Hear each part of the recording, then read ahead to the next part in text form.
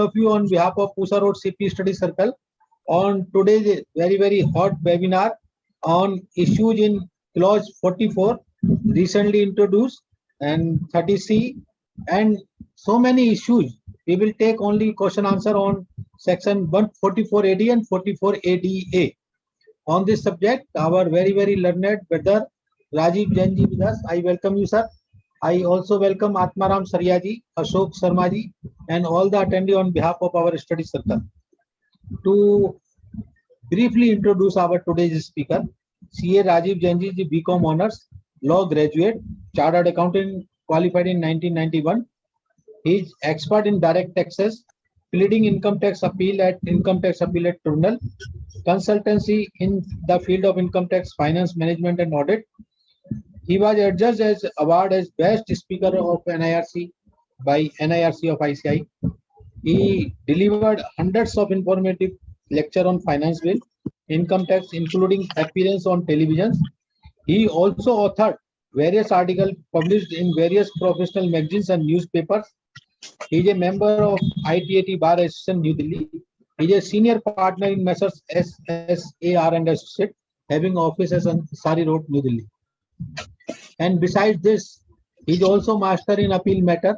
So I would request him, please, if time allow, and moreover he allow that, so please throw some light on the notices issued 148 and 148A, whatever it, sir, it is up to you.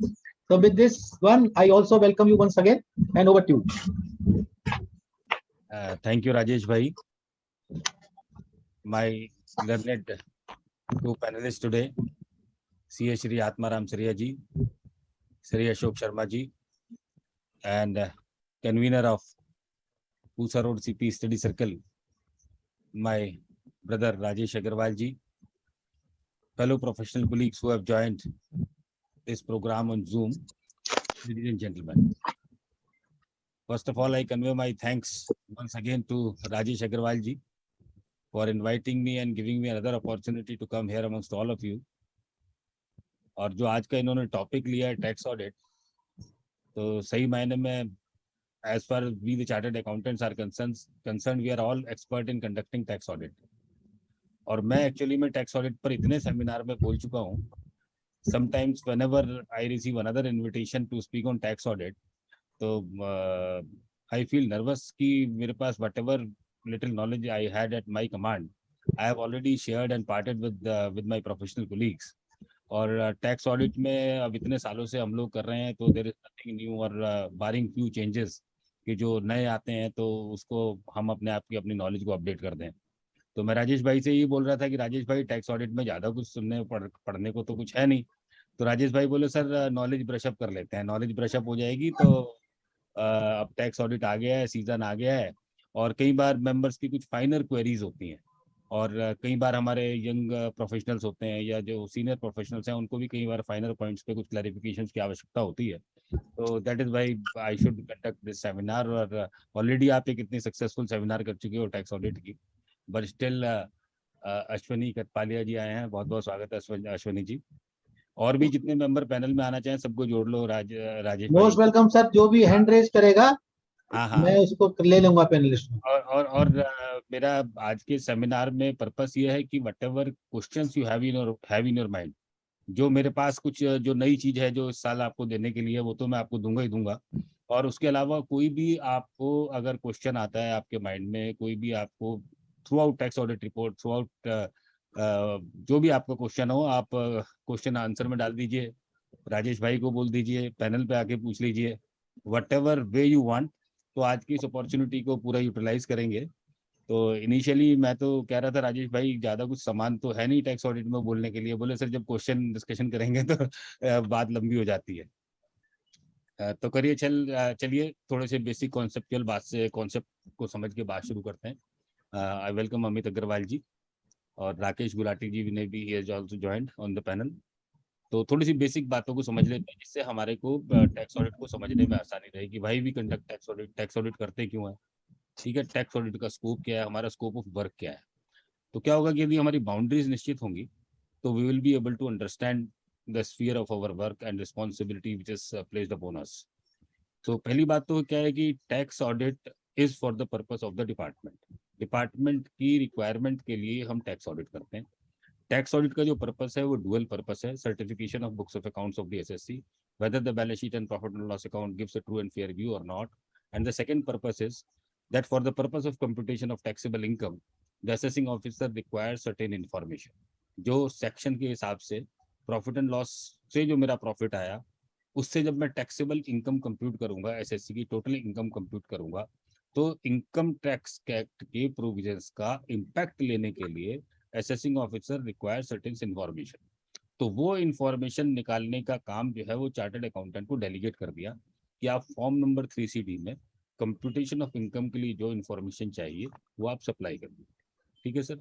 तो tax audit under section 44AB का dual object है, certification, opinion on books of accounts of the SSC, and the second is information in form number 3CD which is relevant for computation of income.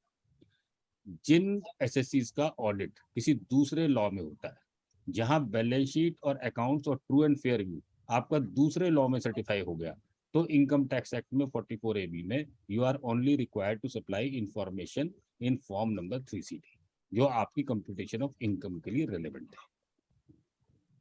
अब department के behalf पे, assessing officer के behalf पे एक chartered accountant conducts verification of books of accounts of the assessee और उसमें से information निकाल के उनकी बुक्स के ऊपर अपना ओपिनियन एक्सप्रेस कर दिया, और जो इंफॉर्मेशन देनी है वो हमने देनी है फॉर्म नंबर 3CD में। अब बात यह है कि ये जो इंफॉर्मेशन हमने सप्लाई की to the assessing officer, whether assessing officer is bound to follow that information, पहला क्वेश्चन। दूसरा question, whether the assessee is bound by our opinion, दूसरा क्वेश्चन। ये दो क्वेश्चन अराइज हो गए कि हमने एक इंफॉर्मेशन सप्लाई कर दी। अब क्या है कि जब हम ट्रू एंड फेयर व्यू का ओपिनियन देते हैं, वो हमारा अपना इंडिपेंडेंट ओपिनियन है, उसकी जो क्वालिफिकेशन देते हैं वो हमारी इंडिपेंडेंट क्वालिफिकेशन, उसमें एसएससी का भी से नहीं है और असेसिंग ऑफिसर का भी से नहीं है।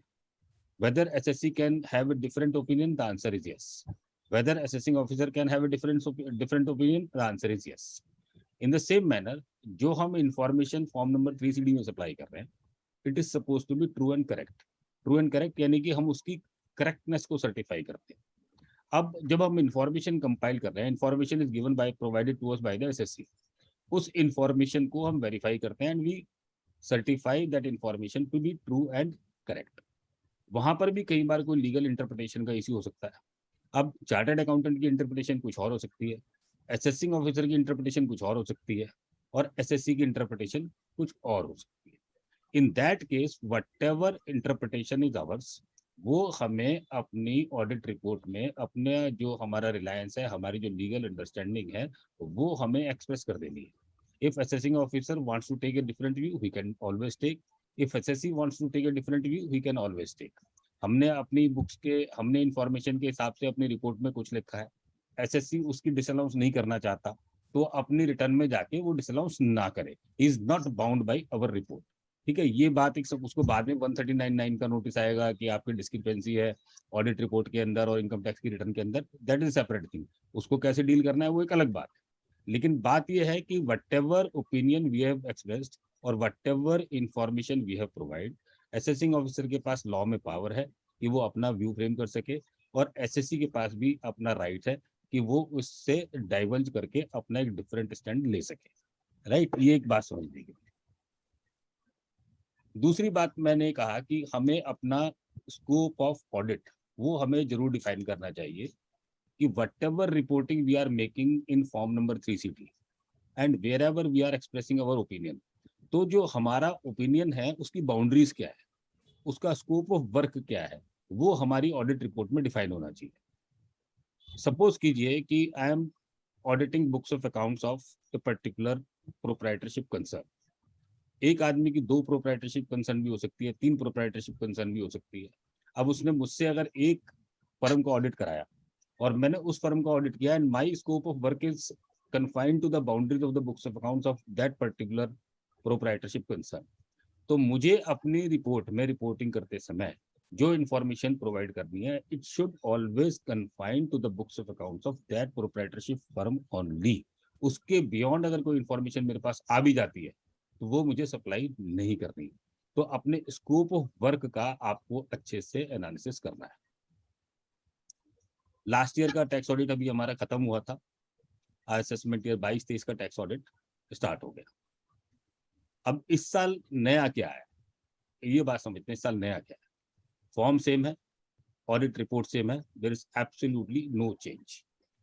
फॉर्म नंबर 3CD में लास्ट ईयर में 2 क्लॉज थे जिनको 31 मार्च 2022 तक सस्पेंड कर दिया था।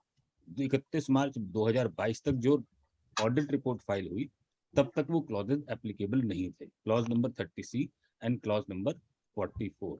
ये दोनों क्लॉजेस की रिपोर्टिंग इस साल पहली बार, ठीक है।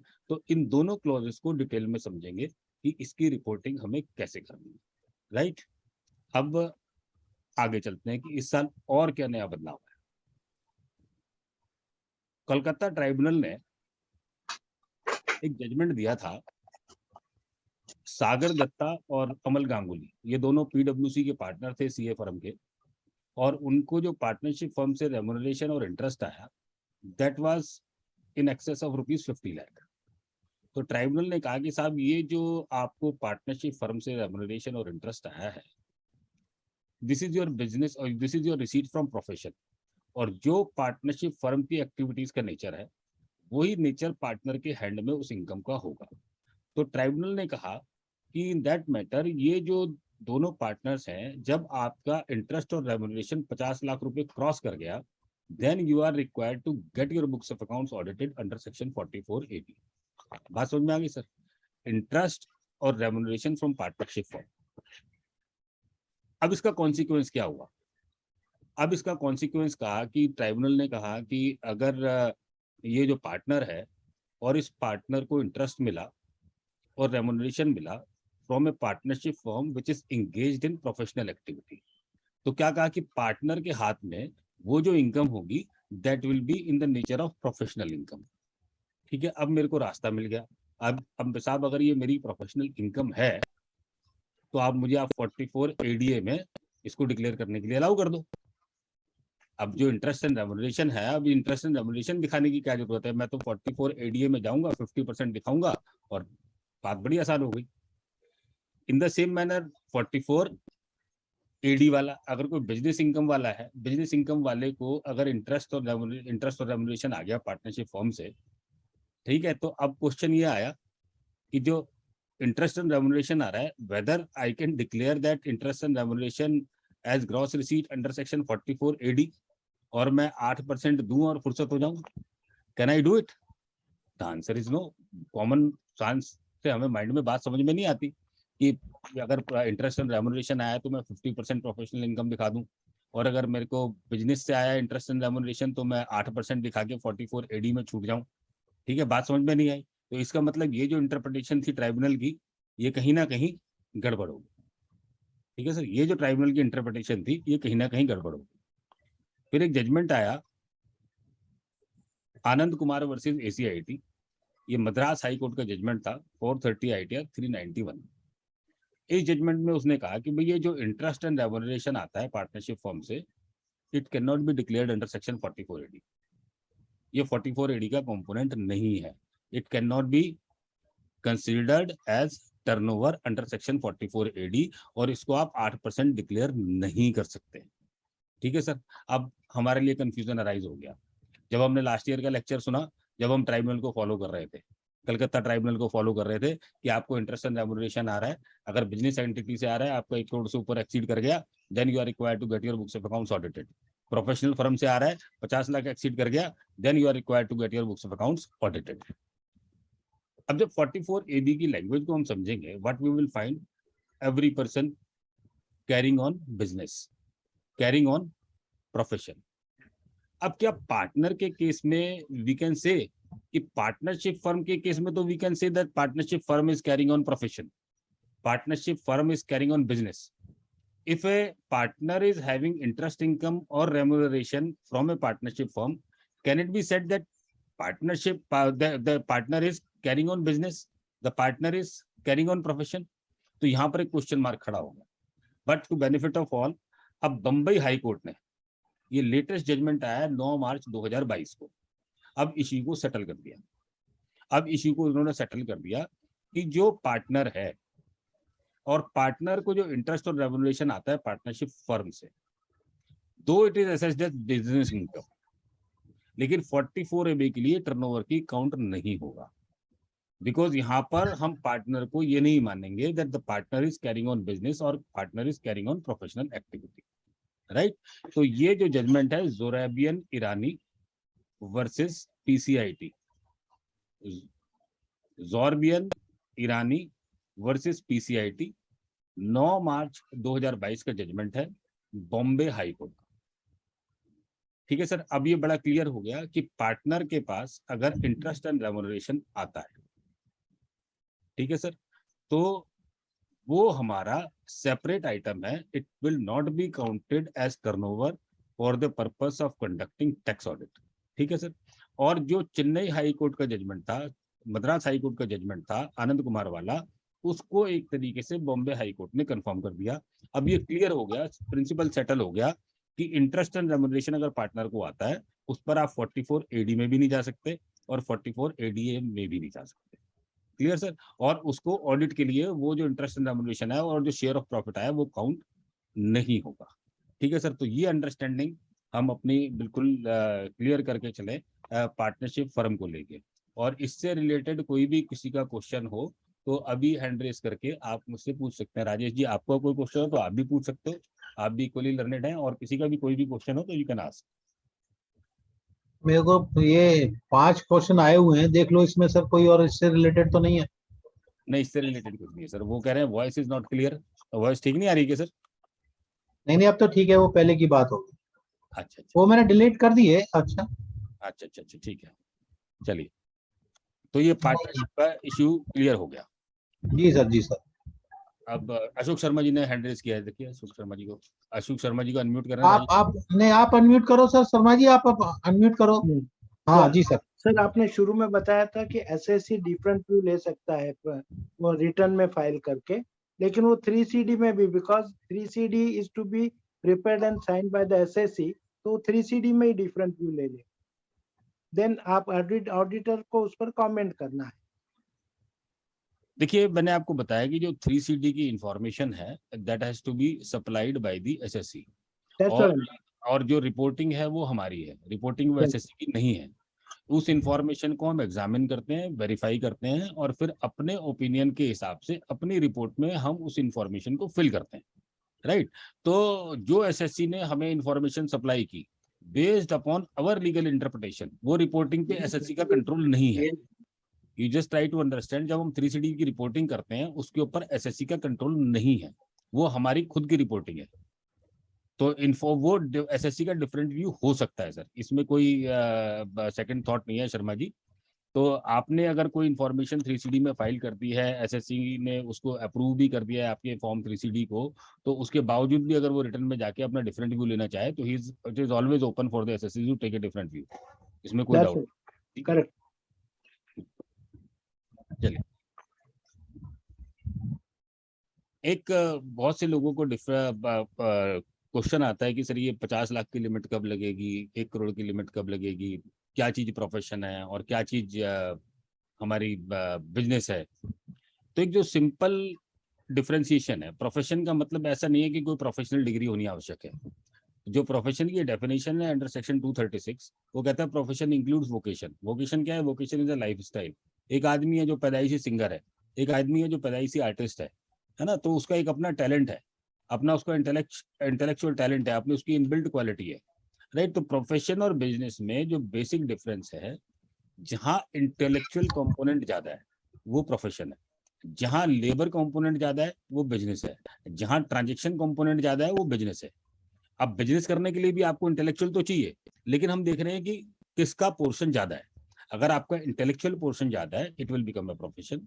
अगर आपका इन्वेस्टमेंट, फाइनेंस, बिजनेस ट्रांजेक्शन और लेबर कंपोनेंट ज्यादा है then it will become business. ये इसका सीधा फंडा है।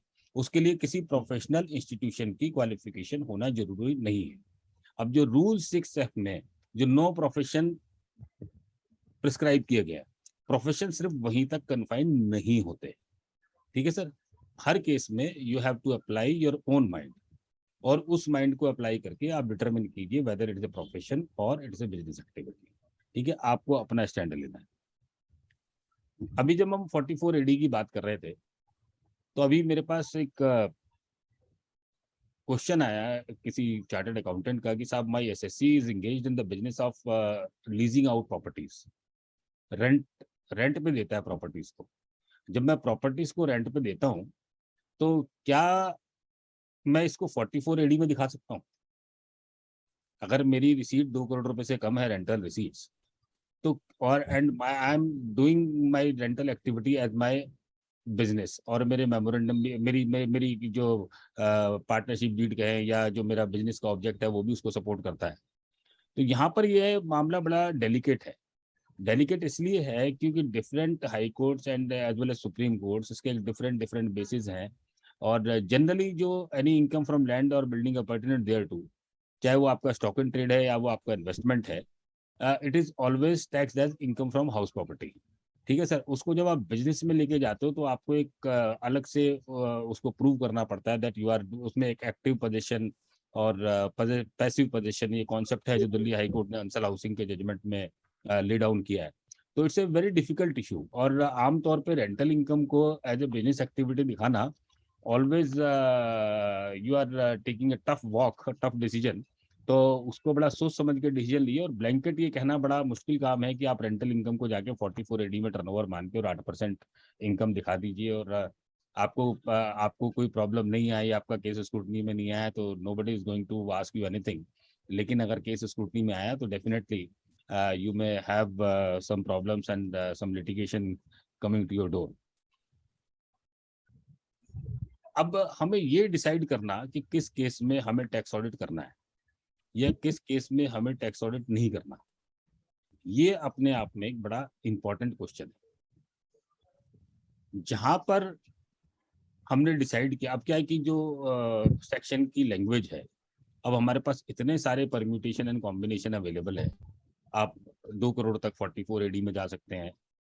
अगर आप 17-18 से बाद कभी आप 44 AD में नहीं गए तो आप 8% से भी कम में जाते हैं तो आपको टैक्स ऑडिट कराने की जरूरत नहीं है, राइट। आपने 17-18 के बाद कभी 44 AD में चले गए, आपने 8% या 6% दिखा दिया, और उसके अगले 5 साल आप किसी साल 8% से 6% से कम दिखाया, तो आपको ऑडिट कराना पड़ेगा। अब ये इतने सारे परम्यूटेशन एंड कॉम्बिनेशन हमारे पास अवेलेबल हो गए कि इतनी सारी ऑप्शन में even a chartered accountant is confused कि कब मेरी टर्नओवर 1 करोड़ की काउंट होगी, कब मेरी टर्नओवर 10 करोड़ की काउंट होगी।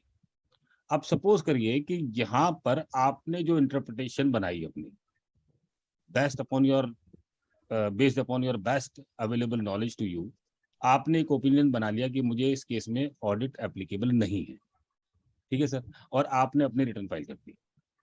अब सीपीसी का व्यू है कि आपके केस में टैक्स ऑडिट एप्लीकेबल है। Just try to understand this. अब सिचुएशन में आपको बता रहा हूँ कि आपने अपना व्यू पॉइंट बनाया कि टैक्स ऑडिट नहीं करना, टैक्स ऑडिट की जरूरत नहीं है। आपने बिना टैक्स ऑडिट किए ऑडिट रिपोर्ट फाइल कर दी, अब आपने इनकम टैक्स की रिटर्न फाइल कर दी। अब सीपीसी आपसे कहता है कि नहीं sir, as per our understanding you are required to get your books of accounts audited and your return of income is defective. आपकी जो रिटर्न है सेक्शन 39(9) में, वो आप 139(9) में वो रिटर्न डिफेक्टिव है, तो वो आपको एक नोटिस देते हैं। आप अपने ओपिनियन पे स्टैंड रखते हैं, आप लिख देते हैं सर अब my turnover is I have never opted for section 44 AD, I have never opted for 8% और 6% and I am not required to get my books of accounts audited. अब वो सीपीसी के लोग कितने लीगली कॉम्पिटेंट हैं और वो किस तरीके से सीपीसी की जब प्रोसेसिंग होती है, तो इन मैक्सिमम केसेस जब भी आपको 139(9) का नोटिस आएगा डिफेक्टिव रिटर्न के लिए कि आपने ऑडिट रिपोर्ट नहीं लगाई, तो आप ये मान के चलिए कि वो नेक्स्ट उसका आप जो मर्जी रिप्लाई फाइल करते हैं, उसका नेक्स्ट स्टेज ये होगी your return will be treated as invalid as non est in the eyes of law. ये हर एक केस में ये कॉन्सिक्वेंस आपके पास हो रहा है। अब क्वेश्चन यहाँ पर दूसरा खड़ा हो गया कि अगर सपोज देखिए, दो सिचुएशन है। I am required to get my books of accounts audited, मैंने अपनी बुक्स ऑफ अकाउंट्स ऑडिट करा ली और मैं अपनी टैक्स ऑडिट रिपोर्ट अपलोड करना भूल गया, सिचुएशन नंबर 1। दूसरी सिचुएशन हुई कि मैंने अपना टैक्स ऑडिट कराया ही नहीं, बिकॉज मेरा ओपिनियन है कि tax audit is not applicable upon. अब पहले केस में मेरे पास अगर डिफेक्टिव रिटर्न का नोटिस आएगा तो मेरे लिए बड़ा आसान है, मैं उस डिफेक्ट को रिमूव करूंगा, टैक्स ऑडिट की रिपोर्ट अपलोड कर दूंगा और उसके बाद मेरी रिटर्न जो है वो वैलिड हो जाएगी। जो सेकंड सिचुएशन है, सेकंड सिचुएशन में तो मैंने टैक्स ऑडिट कराया ही नहीं। एक ऐसी भी सिचुएशन होती है कि पार्टनर्स में आपस में झगड़ा है, उन्होंने ऑडिट कराया ही नहीं, किसी भी चार्टर्ड अकाउंटेंट से नहीं कराया। Can income tax department deny them to their right to file income tax return without tax audit report? तो फिर अगर वो ऐसा होगा कि अगर टैक्स ऑडिट रिपोर्ट नहीं गई तो रिटर्न अगर इनवैलिड हो जाएगी, the entire concept of section 271 capital B penalty, फिर पेनल्टी तो मीनिंगलेस हो गई। Got my point? यानी कि अगर टैक्स ऑडिट रिपोर्ट फाइल नहीं हुई और वो डिफेक्ट नहीं भी रिमूव हुआ, so in my considered view the return can not be treated as invalid. आपका एक पीनल कॉन्सिक्वेंसेस हैं आपके पास, अगर आपने टैक्स ऑडिट नहीं कराया तो आप सेक्शन 271 कैपिटल बी की आप पेनल्टी लगा दीजिए। आप मेरी रिटर्न को नॉन एस नहीं कर सकते, आप मेरा रिफंड मुझे डिनाई नहीं कर सकते। Got my point? अगर मेरा लॉस का कैरी फॉरवर्ड है तो वो भी आप मुझे डिनाई नहीं कर सकते अगर मैंने टैक्स ऑडिट नहीं कराया तो। So this is the law. लेकिन सीपीसी कर क्या रहा है एक्चुअली में? द मोमेंट आपको 139(9) का नोटिस आया और आपके पास अगर टैक्स ऑडिट रिपोर्ट नहीं है, आपने टैक्स ऑडिट रिपोर्ट नहीं अपलोड की, then your return will be deemed as invalid return और आपकी रिटर्न डिफेक्टिव हो जाएगी। It will be deemed to be non est in the eyes of law. और अगर आपका रिटर्न फाइल करने का टाइम निकल गया, then you have no other option, आपके पास कोई रास्ता नहीं बचा। जो प्रीवियस अंडरस्टैंडिंग थी सेक्शन 139(9) की, वो बड़ी क्लियर थी कि सेक्शन 139(9) का जो ऑर्डर है वो अपीलेबल ऑर्डर नहीं है। वो सेक्शन 246 कैपिटल ए को जब हम देखते हैं तो 139(9) में यदि आपकी कोई रिटर्न इनवैलिड हो गई, अब कोई छोटा एसएससी है, उसकी रिटर्न इनवैलिड हो गई, अब रिटर्न इनवैलिड होने के बाद what is the course of action available to the aggrieved party? वो करेगा क्या बेचारा? अब उसके पास दो ही ऑप्शन बचती थी, या तो सेक्शन 264 में पिटीशन जाके फाइल करे वो उसके पास, उसके बाद वो हाई कोर्ट जाए, या फिर वो सीधा हाई कोर्ट जाए। और हाई कोर्ट ने भी कई बार कंसिस्टेंटली इस तरह के ओपिनियन लिए कि अगर टैक्स ऑडिट रिपोर्ट फाइल नहीं हुई तो then return will be treated as defective return. ठीक है सर, वो रिटर्न आपकी इनवैलिड हो जाएगी। तो लेकिन थैंक गॉड एक गुड सेंस हैज प्रिवेल्ड और एक रीसेंट जजमेंट आया है, आप नोट कर लीजिए। धीरे Deere and company, DEERE Deere and company versus DCIT 2022 का लेटेस्ट जजमेंट है। 138 taxman.com 46 पुणे ट्राइब्यूनल का जजमेंट है। बहुत सुंदर जजमेंट है और इसने कहा कि जो पीनल कॉन्सिक्वेंसेस हैं वो आपके पास इसीलिए, अगर आप रिटर्न इनवैलिड कर देंगे तो penal consequences will become meaningless. तो अगर किसी का लॉस है तो आप उसको कैरी फॉरवर्ड अलाउ करना पड़ेगा, अगर किसी का रिफंड है तो आप उसकी रिटर्न को इनवैलिड करके उसके रिफंड को खा नहीं सकते। राइट? तो ये जो जजमेंट है, और इसने सबसे बड़ी खास बात ये की कि ये जो ऑर्डर है 139(9) का, this is held to be appealable under section 246 capital A. इन्होंने 246 कैपिटल ए के सबसेक्शन 1 के क्लॉज ए को इंटरप्रिटेशन करते हुए कहा है कि जहां वो कहते हैं any order against the assessee where assessee denies his liability, ठीक है सर, वो अपीलेबल ऑर्डर है। और ये जो जनरल फ्रेज है इसके अंदर सेक्शन 139(9) का ऑर्डर अपीलेबल हो जाएगा। राइट? तो अभी अपने को सेक्शन 139(9) की जब भी कोई प्रॉब्लम आए तो इस जजमेंट का सहारा लेते हुए we can file appeal before the commissioner appeals also. यानी पहले जो लंबा रास्ता था कि 264 में जाएंगे और 264 के बाद हाई कोर्ट जाएंगे, वो रास्ता अब छोटा होके एक रेगुलर अपील के मैकेनिज्म की तरफ वी कैन गो नाउ।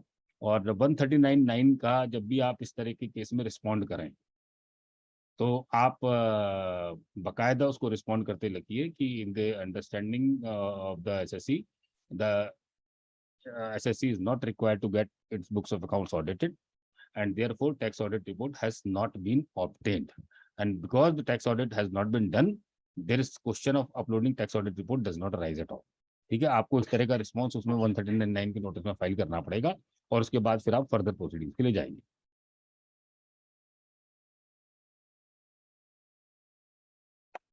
इसमें कोई क्वेश्चन किसी का 139(9) में आया हो तो? No question, sir. कोई क्वेश्चन नहीं लग रहा मेरे को तो। ठीक है सर।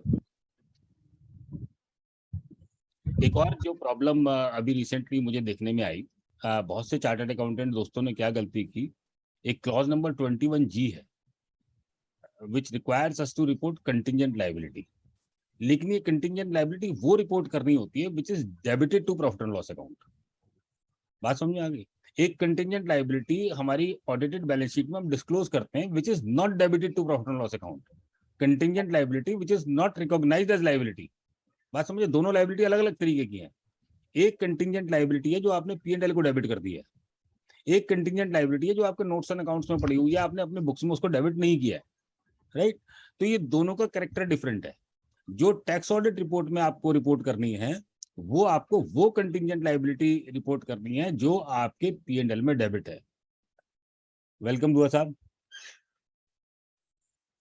तो इसका रिपोर्टिंग करते समय ध्यान रखें, क्योंकि बहुत से हमारे दोस्तों ने जो कंटिंजेंट लायबिलिटी थी which was reported in notes on accounts, और उसको उन्होंने गलती से इस क्लॉज में रिपोर्ट कर दिया, और सबकी 143(1) में ह्यूज एडिशंस होके आ गई हैं।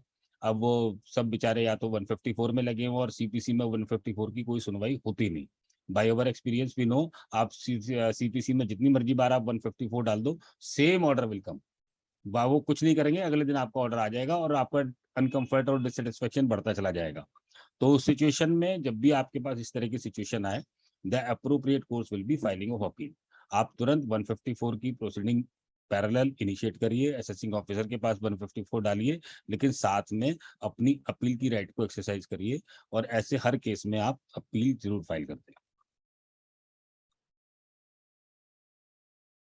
एक और जो लेटेस्ट अपडेट था, जो टैक्स ऑडिट की नंबर ऑफ टैक्स ऑडिट की लिमिट है वो 60 है। तो हमारे बहुत सारे चार्टर्ड अकाउंटेंट्स के अगेंस्ट इंस्टीट्यूट ने एक्शन लिया कि जिन लोगों ने 60 से ज़्यादा टैक्स ऑडिट कंप्लीट किया अपने टेन्योर में, अपने 1 साल के अंदर, तो उन्होंने इसको चैलेंज किया कि जो 60 की लिमिट है which is prescribed bye institute is violation of article 19 of constitution of India, और मेरे फ्रीडम ऑफ प्रोफेशन पे ये इन्फ्रिंजमेंट है और ये रिस्ट्रिक्शन इंस्टीट्यूट लगा नहीं सकता। ठीक है, तो सारे डिफरेंट हाई कोर्ट से डिफरेंट ऑर्डर दिए थे। बाद में फिर इंस्टीट्यूट ने एक ट्रांसफर पिटीशन फाइल की और सारे केसेस अब सुप्रीम कोर्ट में चले गए। ठीक है, तो सुप्रीम कोर्ट ने ये जो 60 की टैक्स ऑडिट की लिमिट थी, और इंस्टीट्यूट ने जिसके ऊपर भी जिस भी चार्टर्ड अकाउंटेंट बदल के ऊपर एक्शन लिया था, वो सारे एक्शंस को स्टे कर दिया है। ठीक है सर, तो ये एक आप लोगों के इन्फॉर्मेशन की चीज़ है, और इसका केस का नाम नोट करना चाहो आप, Dinesh Kumar versus ICAI, Dinesh Kumar versus institute of chartered accountants of India, writ petition number 1084 of 2021। ठीक है सर, ये एक छोटा सा अपडेट था। और अब चलते हैं क्लॉज नंबर 30C पर, उसके बाद डिस्कशन करेंगे क्लॉज नंबर 44, और उसके बाद जो जनरल क्वेश्चंस होंगे सारे क्वेश्चंस ले लेंगे। ठीक है जी।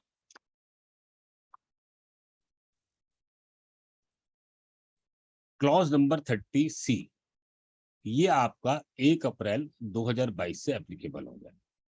All tax audit reports signed after 31 मार्च 2022, उन सब के ऊपर क्लॉज नंबर 30C की रिपोर्टिंग कंपलसरी।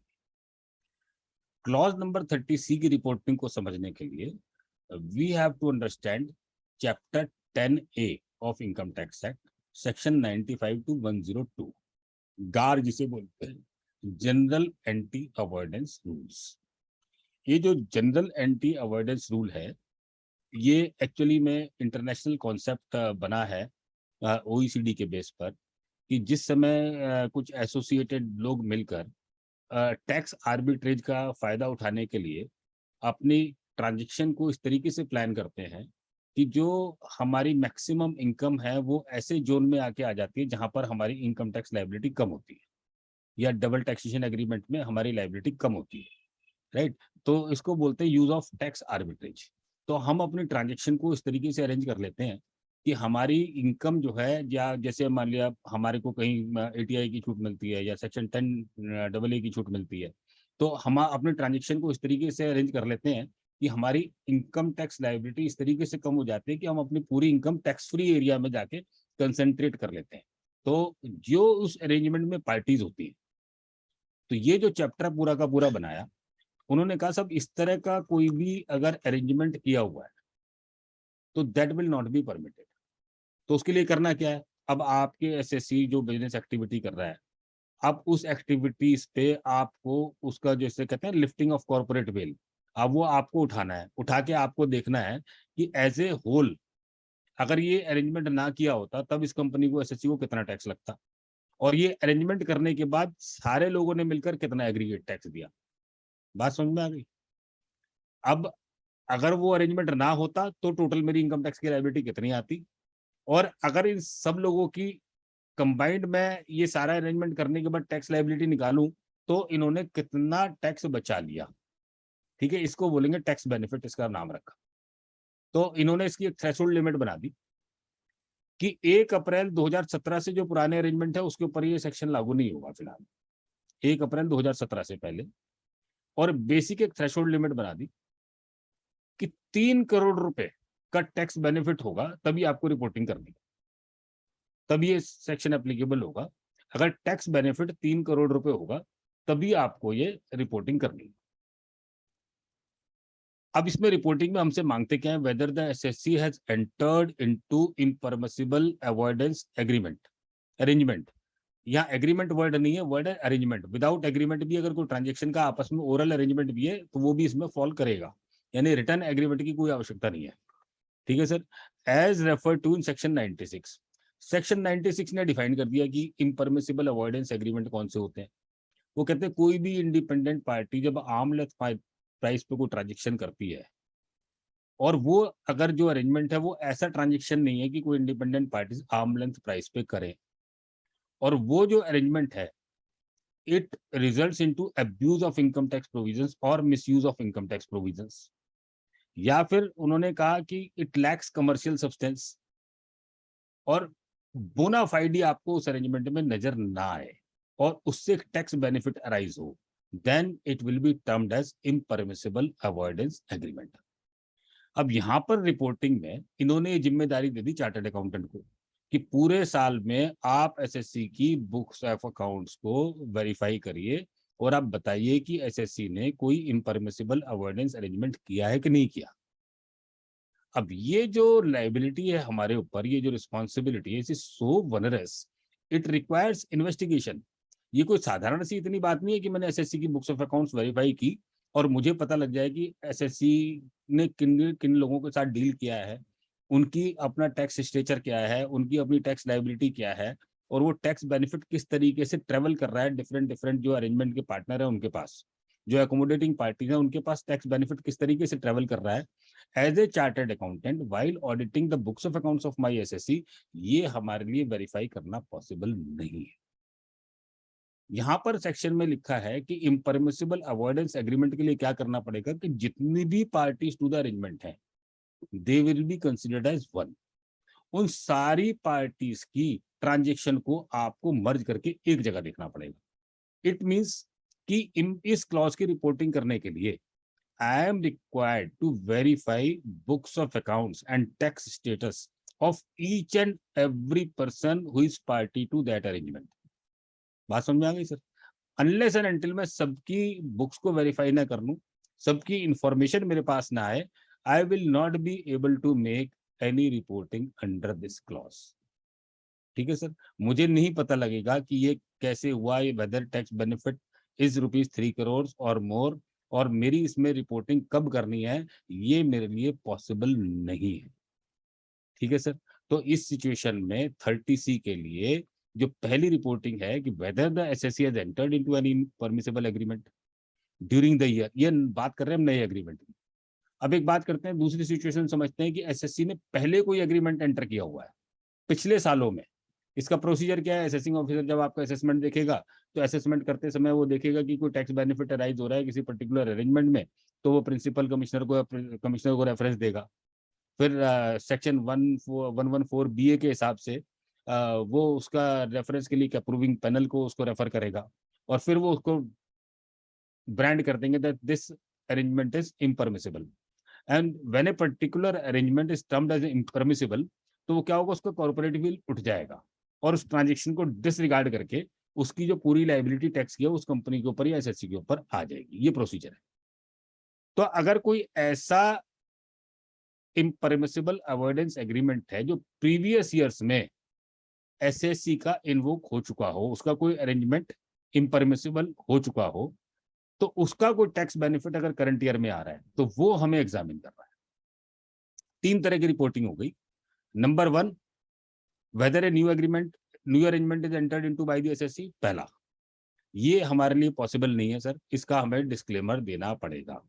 आप एसएससी से डिक्लेरेशन लीजिए that we have not entered into any arrangement and which can be termed as impermissible arrangement under this under chapter 10A of the income tax act, है ना। और उसके बाद फिर आप अपना डिस्क्लेयर दिए, इन the absence of verification of availability of the books of accounts and information in respect of the other parties, we are unable to comment and supply this information whether the SSC has entered into any impermissible avoidance agreement during the year or not, during the previous year or not. ये आपको पहला disclaimer देना पड़ेगा। दूसरी reporting हुई जब आपके पास कोई ऐसा इम्परमिसिबल एग्रीमेंट है जो आपके अप्रूविंग पैनल ने प्रीवियस ईयर्स में ऑलरेडी उसको इम्परमिसिबल कर दिया है, तो उस अरेंजमेंट के बेस पे अगर करंट ईयर में कोई टैक्स बेनिफिट आ रहा है तो वो आपको यहाँ पर रिपोर्ट करना। ठीक है सर, यहाँ पर आपको क्या रिपोर्ट करना है? Nature of impermissible avoidance arrangement, amount of tax benefit. ठीक है सर, अगर पहले कमिश्नर ने पिछले सालों में कोई किसी एग्रीमेंट को आईए डिक्लेयर किया है तब आपको उसका टैक्स बेनिफिट यहाँ पर रिपोर्ट करना है। और थर्ड सिचुएशन आएगी अगर कोई ऐसा अरेंजमेंट है जिसके लिए असेसिंग ऑफिसर ने रेफरेंस रेज कर दिया है टू द प्रिंसिपल सीआईटी, लेकिन प्रिंसिपल सीआईटी ने अभी उस पर कोई डिसीजन नहीं लिया है, अप्रूवल पैनल ने उस पर अभी कोई डिसीजन नहीं लिया है, उस सिचुएशन में भी आपको उसकी रिपोर्टिंग इस क्लॉज में करनी पड़ेगी। ठीक है सर, तो क्लॉज नंबर 30C में 3 रिपोर्टिंग आपकी होगी। रिपोर्टिंग नंबर 1, आपको अपना डिस्क्लेमर देना है, एसएससी से डिक्लेरेशन लेनी है। अच्छा, आपकी कोई एसएससी ऐसा है जिसकी किसी भी पार्टी से 3 करोड़ से ज्यादा की ट्रांजेक्शन है ही नहीं, ठीक है, तो आपके लिए नॉट एप्लीकेबल हो जाएगा।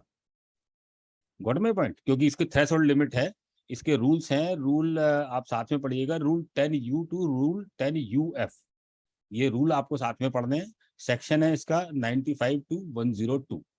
ठीक है, तो आप अप्रोप्रिएटली इसका डिस्क्लेमर अपनी रिपोर्ट में आपको इनकॉर्पोरेट करना है। आप एसएससी से डिक्लेरेशन ले लीजिए और आप साथ में अपना डिस्क्लेमर दे दीजिए, in the absence of sufficient information as to the parties of the arrangement, their books of accounts and their tax status, we are unable to comment upon this information. अब क्वेश्चन ये qualification आप कहाँ पर डालोगे? अब ये जो clause है, इस क्लॉज में क्वालिफिकेशन डालने की जगह नहीं है। इस रिपोर्ट, ये जो क्लॉज की रिपोर्टिंग है वो आपसे पूछता है एग्रीमेंट है, नहीं है, या नॉट एप्लीकेबल है। इसके अलावा तीसरे क्वेश्चन का आपको रिप्लाई करने का मौका नहीं देता। या फिर अगले आगे पूछता है कि नेचर ऑफ एग्रीमेंट बता दीजिए और उसका टैक्स बेनिफिट का क्वांटिफाई कर दीजिए, ये आपसे पूछता है। अब आपको क्वालिफिकेशन करनी है तो कहाँ करेंगे आप?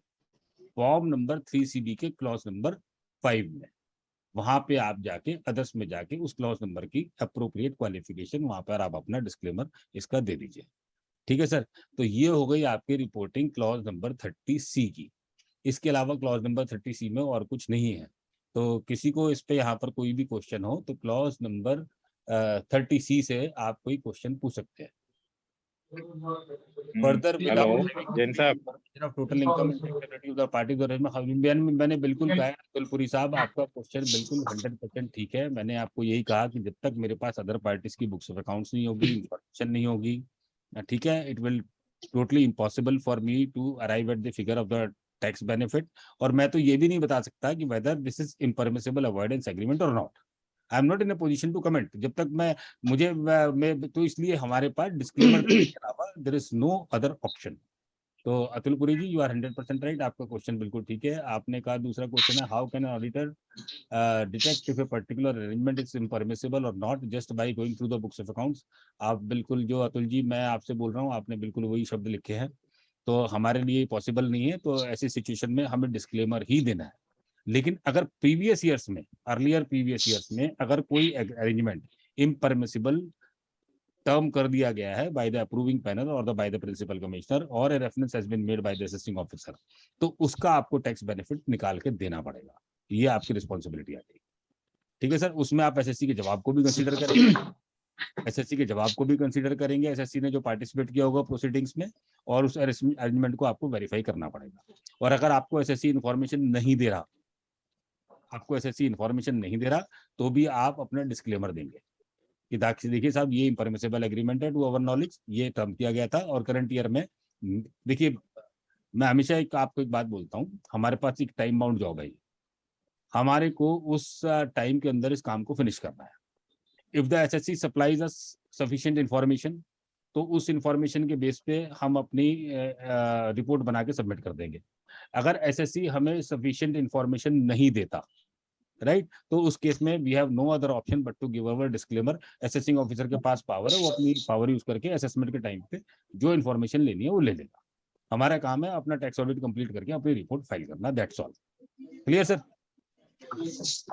जैन साहब, जी sir. Hello sir, Rakesh Gulati बोल रहा हूँ। जैन साहब हमारे क्लाइंट है, उनका एक टेक्नोलॉजिकल लाइसेंस एग्रीमेंट चल रहा है since 2004। It's a basically foreign company and they are taking the license fee every year since 2004. So then this 30C is now applicable on them? नहीं, 1 अप्रैल 2017 से बड़ा क्लियर है, 1 अप्रैल 17 से पहले का जो अरेंजमेंट है उसके ऊपर ये सेक्शन एप्लीकेबल नहीं होंगे, तो आपकी We should mention it not applicable. हाँ बिल्कुल, आप लिखिए नॉट एप्लीकेबल। और अगर आपको ज्यादा डिटेल लिखना चाहते हैं तो आप फॉर्म नंबर 3CD के क्लॉज नंबर 5 में जाके लिख दीजिए कि एक अरेंजमेंट है which was made in the year 2004 या 2005। ये अपने पास वर्किंग पेपर्स भी बना के रख लीजिए, that is more than sufficient. तो 1 अप्रैल 2017 ये कट ऑफ डेट है, उससे पुराने किसी अरेंजमेंट के ऊपर हमें कमेंट नहीं करना है। नहीं, वैसे भी सर हमारे उसमें टीपी में आज तक कभी कोई एडिशन नहीं हुई, काफी सालों से टीपी असेसमेंट होती आ रही है। सर जब कोई एडिशन नहीं हुई और अभी तक किसी ने आईपीए के लिए रेफरेंस नहीं किया, तो you are completely safe. You are not applicable लिख देते, दैट इज बेटर सर। बिल्कुल बिल्कुल लिखिए नॉट एप्लीकेबल, कोई दिक्कत नहीं सर। ठीक है sir, thank you sir, thank you. Jain साहब एक क्वेश्चन था। जी सर। ये जो 3CD बनाता है क्लाइंट अपना, जी सर, ये तो आपने शुरू में बोला, आज हम भी यही सोचते आ रहे हैं और है भी एक्चुअल में। तो 3CD में 30C क्लास में वो क्यों लिखेगा कि मैंने कोई अरेंजमेंट नहीं नहीं सर, मैंने आपको ये बोला कि फॉर्म नंबर 3CD की इंफॉर्मेशन है वो एसएससी सप्लाई करता है, रिपोर्टिंग हमारी है। हाँ ठीक है, तो वहां तो वो ऑलवेज नो ही लिखेगा। नहीं, वो लिखेगा तो आप लिख दीजिए कि आप साथ में अपना डिस्क्लेमर भी तो लिखेंगे। आप हाँ, ये वो तो सारा देंगे। लिखेंगे the SSC has submitted that he has not entered into any impermissible avoidance agreement, right, and during the course of our examination of books we did not have sufficient information available with us in respect of the parties to any arrangement. वो तो बात आपने जो बताई सही बताई एकदम। बिल्कुल, आपको डिस्क्लेमर लिखने के अलावा there is no other option. हाँ, तो ये तो ये फार्म में तो ऑलवेज कोई भी यस तो लिखेगा ही नहीं, जहां तक मैं सोच रहा हूँ। कोई भी किसी भी कंपनी में कोई भी एसएससी यस नहीं लिखेगा इसमें तो कि मैंने कराया। वो बात आपकी बिल्कुल ठीक है, लेकिन क्या है कि जो हमारा आप फॉर्म नंबर 3CD में हमसे कुछ भी इंफॉर्मेशन मांग ले, but our job is not to investigate. ये बात बड़ी क्लियर है। हमारा काम जो है ना, टैक्स ऑडिट में आप हमारा इतना स्कोप ऑफ वर्क नहीं बढ़ा सकते कि हम पूरे इन्वेस्टिगेट करें और इन्वेस्टिगेट करके असेसिंग ऑफिसर को निकाल के दें। तो this is not our job basically. तो अब ये आ गया है, तो हमारे इंस्टीट्यूट के गाइडेंस नोट ने बड़ा क्लियर कर दिया कि आप इस पर अपना डिस्क्लेमर दीजिए और आप अपना एक तरफ हो जाइए। और ये 3 करोड़ वाली जो लिमिट है, इसका मतलब 10 करोड़ की एडिशन है, एडजमेंट हो तभी 3 करोड़ कंसीडर करेंगे, कैसे करेंगे? 3 crore does not include interest and penalty. हाँ, वो तो सही है, लेकिन इसका मतलब है कि किसी ने 10 करोड़ का एडजमेंट में आएगा ना जी। नहीं सर, इसमें सर भी इतनी आसान बात नहीं है एक्चुअली। मैं जितने से आपको वही पूछना चाह रहा था मैं। कई बार क्या होता है, देखो sir we are all chartered accountants. मुझे यहाँ नहीं पता लोग किस तरीके से सर्कुलर वो अरेंजमेंट बढ़ाते हैं। एक बिल काटा, तीसरी को बिल काटा, तीसरी से चौथी को बिल काटा, और इस तरह से 4-5 पार्टियों का एक अरेंजमेंट बनाया और अल्टीमेटली एक SEZ में जाके आपकी इनकम कंसंट्रेट हो गई जहाँ पर वो एग्जेम्प्ट है। ठीक बात है। या जब आप डबल टैक्सेशन अवॉइडेंस एग्रीमेंट का यूज करते हैं, तो आप क्या करते हैं, आयरलैंड में आपके पास 6% का टैक्स आर्बिट्रेज है, इंडिया में आपको 30% है, यूएस में आपको 30% है, तो आप क्या करते हैं, अपनी इनकम को ट्रांजेक्शन को इस तरीके से घुमाते हैं कि आपकी अल्टीमेटली इनकम जाके आयरलैंड में जाके कंसंट्रेट हो जाती है, वहां पे वो 6% हो जाता है, बाकी सब जगह आपका 30% बच जाता है। ठीक है सर, ये है बेसिकली इम्परमिसिबल अवॉइडेंस एग्रीमेंट। अब ये इतनी बड़ी सर्कुलर ट्रेडिंग है, अगर एक पार्टी ने, अब सपोज कीजिए मेरे पास एक पार्टी से परचेज का बिल आया, एक पार्टी से सेल का बिल आया, अब मेरे पास तो ये दोनों तरफ का पट्टा बंधा हुआ है, इसके बियॉन्ड तो मैं जाकर नहीं देख सकता ना, सही बात है। Whether is part of some arrangement और not. And he may be, आप जीएसटी की जो बिलिंग होती है, जीएसटी के बिलिंग के जो केसेस पूछने हमारे वाला सामने, था मैं आगे। जो जीएसटी वाले जो बिलिंग के जो केसेस हमारे सामने आए, जो 1500 करोड़ का फ्रॉड है या 2000 करोड़ का फ्रॉड है, वो क्या करते हैं, छोटी छोटी फर्में बनाते हैं, किसी में 15 करोड़, किसी में 20 करोड़, किसी में 50 करोड़, और 2000 करोड़ का फ्रॉड करने के लिए आपको पता लगेगा उन्होंने 150 एंटिटी बनाई। Hello, is it possible for us to, वो बता दो, 150 आइडेंटिटी, दो आइडेंटिटीज को हम जाके उनकी बुक्स वो को देख 7 बजे सके, की उनको बात कर सके? It's a part of investigation. और ये इन्वेस्टिगेशन का हमारा, हम तो we are not so much that much capable कि हम इस इन्वेस्टिगेशन को कर पाएंगे कभी। ठीक बात। ठीक है ना सर? तो ये इतना सिंपल काम नहीं है जितने सिंपल तरीके से हमसे रिपोर्टिंग मांग ली है इसकी। हाँ, वही चीज मैं कह रहा हूँ कि ये इतना सिंपल काम है नहीं सर। ठीक बात है। सर चार्टर्ड अकाउंटेंट को चित्रगुप्त समझने लग पड़े हैं सर गवर्नमेंट आजकल। गुलाटी साहब अपने मैं करता सर, वो आजकल चित्रगुप्त समझ रहे सर चार्टर्ड अकाउंटेंट को। जी जी जी, ठीक है सर। तो ये क्लॉज नंबर 30C हमारा कंप्लीट हो गया, और 30C से रिलेटेड अगर किसी का कोई भी क्वेश्चन हो तो यू कैन आस्क, और वरना फिर आगे चलते हैं क्लॉज नंबर 44 पे। अब मैंने शुरू में कहा कि जो फॉर्म नंबर 3CD की जो इंफॉर्मेशन है उसका पर्पस क्या है? उसका पर्पस है computation of income in accordance with income tax act, right. अब ये जो क्लॉज नंबर 44 की जो रिपोर्टिंग है, क्या इसका कोई कंप्यूटेशन ऑफ इनकम पे इम्पैक्ट है क्या?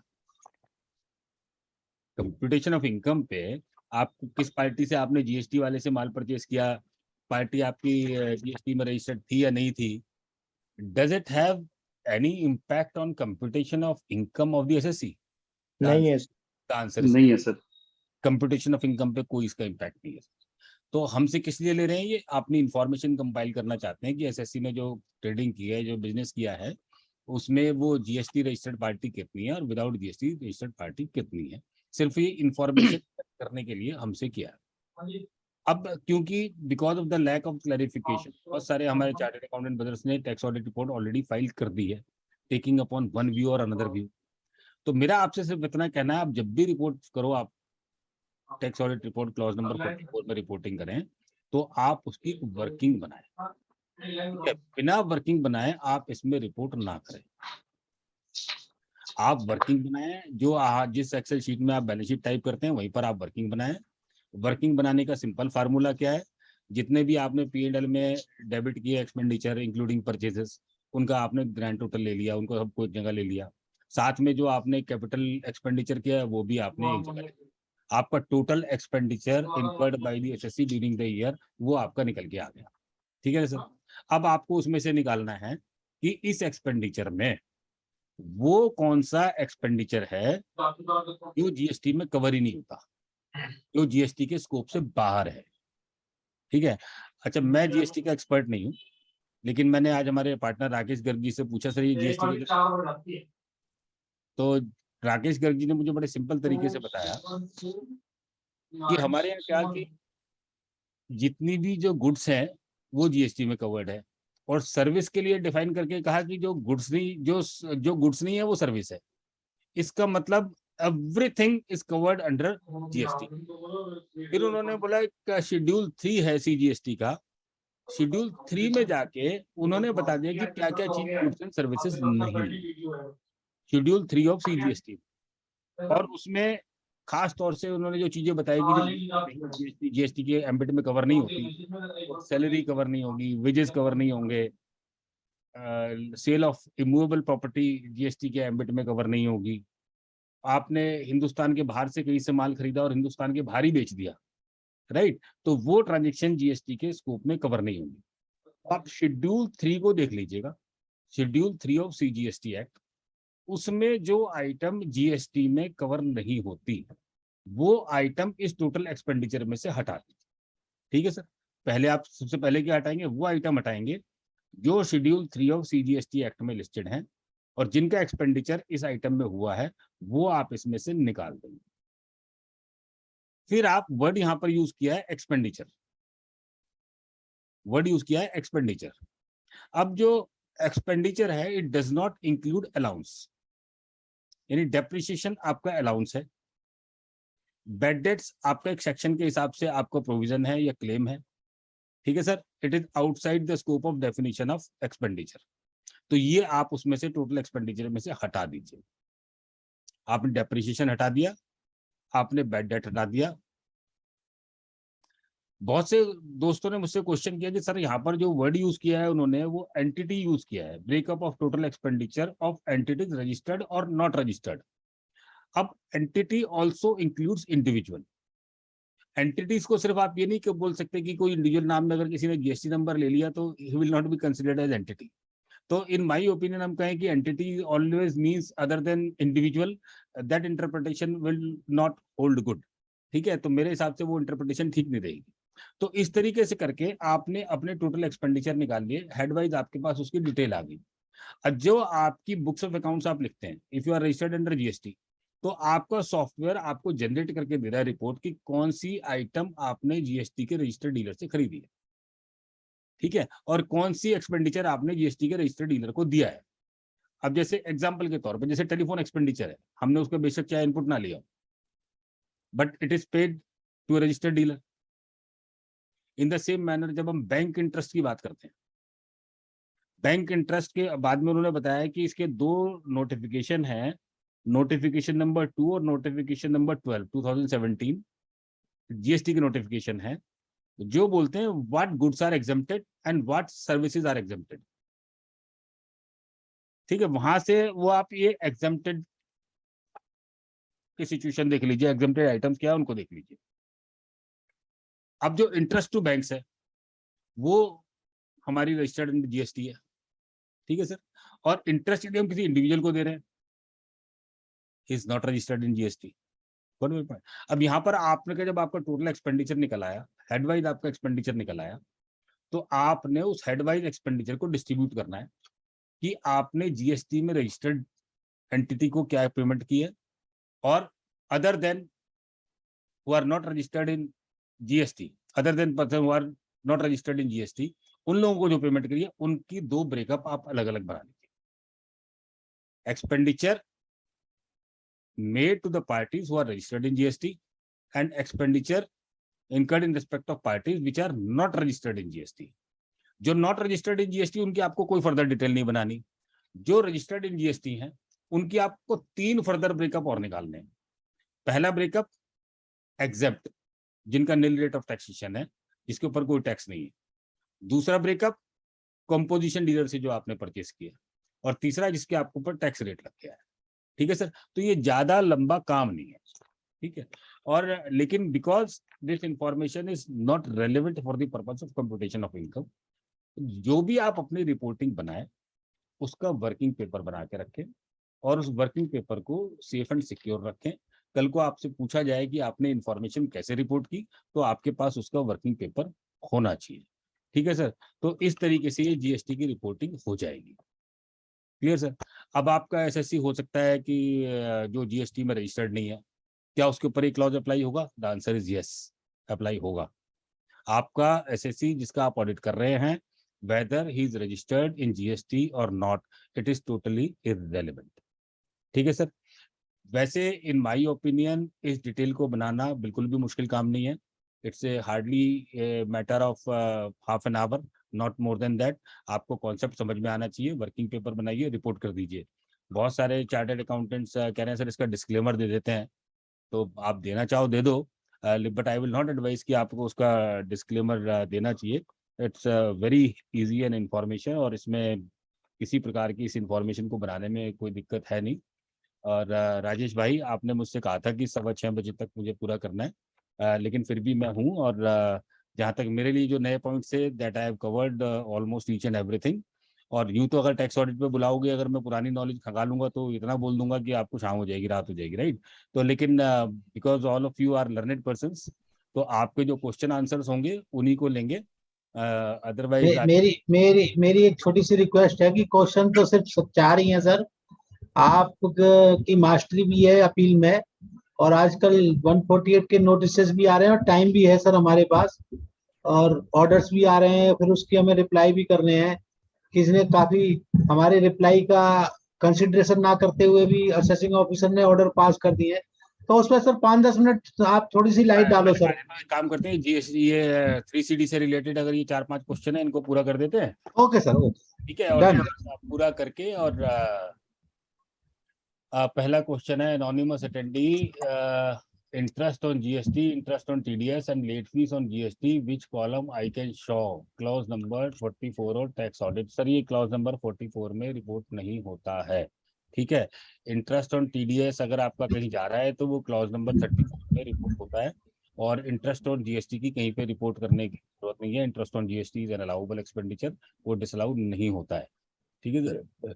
अंकुर Goyal ji, is head wise expense to be reported in total expenditure. Ankur Goyal ji, आपको सिर्फ टोटल फिगर देनी है और आपको head wise reporting clause number 44 में नहीं करनी है। मैंने आपको सिंपल तरीका बताया, P&L की पूरी डेबिट साइड उठा लीजिए, कैपिटल एक्सपेंडिचर में जो आपने एक्सपेंडिचर किया है वो उसमें ऐड कर दीजिए, उसमें से जो आइटम शेड्यूल 3 CGST में कवर नहीं होती उसको रिड्यूस कर दीजिए, राइट। उसके बाद जो आपके पास बैलेंसिंग फिगर आएगी उसमें से आप अलाउंसेस हटा दीजिए, उसमें से आप बेड डेट्स हटा दीजिए। फिर जो आपके पास नेट आइटम्स बचेंगी उस आइटम में से आप मार्क करिए कि कितना आपने entities who are not registered in GST उनको दिया है, और कितना आपने entities who are registered in GST उनको दिया है। फिर जो entities who are registered in GST उनको फिर आपको 3 टुकड़े करने हैं, exempt, paid to composition dealer, और जिसके आपने टैक्स रेट लगा के पेमेंट किया है, ठीक है सर। तो सिंपल वर्किंग है और इसमें हेडवाइज रिपोर्टिंग नहीं करनी, ठीक है सर। GSTN नंबर वाइज अंकुर गोयल जी का दूसरा क्वेश्चन है कि sir GST number wise report करना है कि बिल्कुल नहीं करना। सर कोई जरूरत नहीं है, आपको कंबाइंड फिगर सिर्फ फिगर्स रिपोर्ट करनी है यहाँ पर। और anonymous attendee proprietor firm balance sheet का फॉर्मेट इज मैंडेटरी। देखिए सर, जो इंस्टीट्यूट का गाइडेंस आया है, जो मैं समझ पा रहा हूँ इनका क्वेश्चन है कि जो गाइडेंस नोट आया है which is applicable on non corporate entities, जो इंस्टीट्यूट ने रिकमेंड किया है कि जिस तरीके से शेड्यूल 3 का फॉर्मेट है, एक फॉर्मेट दिया है इसमें प्रीवियस ईयर की फिगर भी देनी है, ठीक है सर, और नया फॉर्मेट इस साल दिया है। तो एटलीस्ट जिसका भी आप टैक्स ऑडिट कर रहे हैं तो इंस्टीट्यूट एक्सपेक्ट्स फ्रॉम यू कि आप उनको नए फॉर्मेट में रिपोर्ट करें, ठीक है। अपनी इस साल की जो आप बैलेंस शीटें जाएं वो आप नए फॉर्मेट में बनाएं, ऐसी इंस्टीट्यूट की आपसे एक्सपेक्टेशन है, ठीक है सर। और फिर ये भरत अरोड़ा जी का क्वेश्चन है, इंट्राडे लॉस 2700 रुपये, टर्नओवर 2700 रुपये, only tax audit required due to loss और नॉट। सर ये इंट्राडे लॉस आप इनकम फ्रॉम अदर सोर्सेज में भी ले जा सकते हैं और 2700 रुपये पे टैक्स ऑडिट नहीं होता, ठीक है सर। और संजीव छाबड़ा जी है, इन ITR schedule J details of investment is specified under section how to report this corpus and non-corpus fund if the same is invested in 2 modes immovable property as well as balance with bank। देखिए sir, जितना आपके पास corpus fund है, corpus fund can only be invested in immovable property and bank deposit and the other modes specified under section 11(5)। तो जितना आपका corpus fund है उतनी investment पहले आप उसको पूरा कर दीजिए, ठीक है सर। 11(5) में आपको उसी को पूरा करना है। सपोज कीजिए मेरा 1 करोड़ रुपए का कॉर्पस फंड है, 90 लाख रुपए की मेरे पास इमूवेबल प्रॉपर्टी है, और 15 लाख रुपए का मेरा बैंक बैलेंस है। तो जब मैं 11(5) की इन्वेस्टमेंट दिखाऊंगा तो मैं दिखाऊंगा 90 लाख रुपए, 1 करोड़ रुपए मेरा कॉर्पस, 90 लाख रुपए मेरी इमूवेबल प्रॉपर्टी, और 10 लाख रुपए बैंक बैलेंस दिखाऊंगा इंस्टेड ऑफ 15 लाख। ये इसकी रिपोर्टिंग करने का तरीका होता है संजीव चावड़ा जी, ठीक है सर। किशोर शाह जी, नया फॉर्मेट मैंडेटरी है। तो सर मैंने बताया इंस्टीट्यूट आपसे एक्सपेक्टेशन कर रहा है कि आप टेक्नोलॉजी को और बदलाव को अडॉप्ट करें और नए फॉर्म में आप अपनी टैक्स ऑडिट रिपोर्ट दें। जिन लोगों के ऊपर टैक्स ऑडिट एप्लीकेबल नहीं होता उसमें यदि आपसे वो नया फॉर्मेट नहीं भी यूज करते हैं तो कोई प्रॉब्लम नहीं है। और अगर जो टैक्स ऑडिट भी कर रहे हैं अगर आपने ओल्ड फॉर्मेट भी कर दी तो उसका कोई कॉन्सिक्वेंस नहीं है, कोई पीनल कॉन्सिक्वेंस नहीं है। लेकिन इंस्टीट्यूट का गाइडेंस नोट है और इंस्टीट्यूट आपसे उम्मीद कर रहा है कि आप नया फॉर्मेट यूज करें। हो गए सर सारे question? Out of topic question if possible please comment. TDS applicable on slump sale. Ankur ji ये तो आउट ऑफ सिलेबस ही है, बिल्कुल आउट ऑफ सिलेबस क्वेश्चन है, ठीक है सर। हेलो हो गए सबके हेलो क्वेश्चन हो गए ना sir? Yes, Hello. yes, yes, sir, yes, sir. Hello hello. हाँ बोलो सर, बोलो शर्मा जी बोलो। हाँ नहीं सर, आपने आपका तो व्यू दे ही दिया कि ये क्लॉज 30C और 44 एनी ऑडिट रिपोर्ट आफ्टर 1/4/2022 जरूरी है। लेकिन हाँ। मैं जस्ट जनरल इंफॉर्मेशन के लिए, लोगों को अभी भी बहुत से लोगों का क्वेश्चन ये है कि बिकॉज 31/3/2022 तक डिफर किया था तो उनको लगेगा या नहीं लगेगा। तो जस्ट आपका व्यू बराबर है, just for general sir information. बिल्कुल कंफर्म है, कोई झगड़े में मत पड़िए आप। ये आपके ऊपर या applicable है वो जो 31 मार्च 22 है, that is date of tax audit report, correct correct. Not और ये फाइनेंशियल ईयर।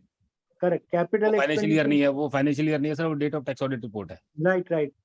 और कैपिटल एक्सपेंडिचर आपने बता ही दिया।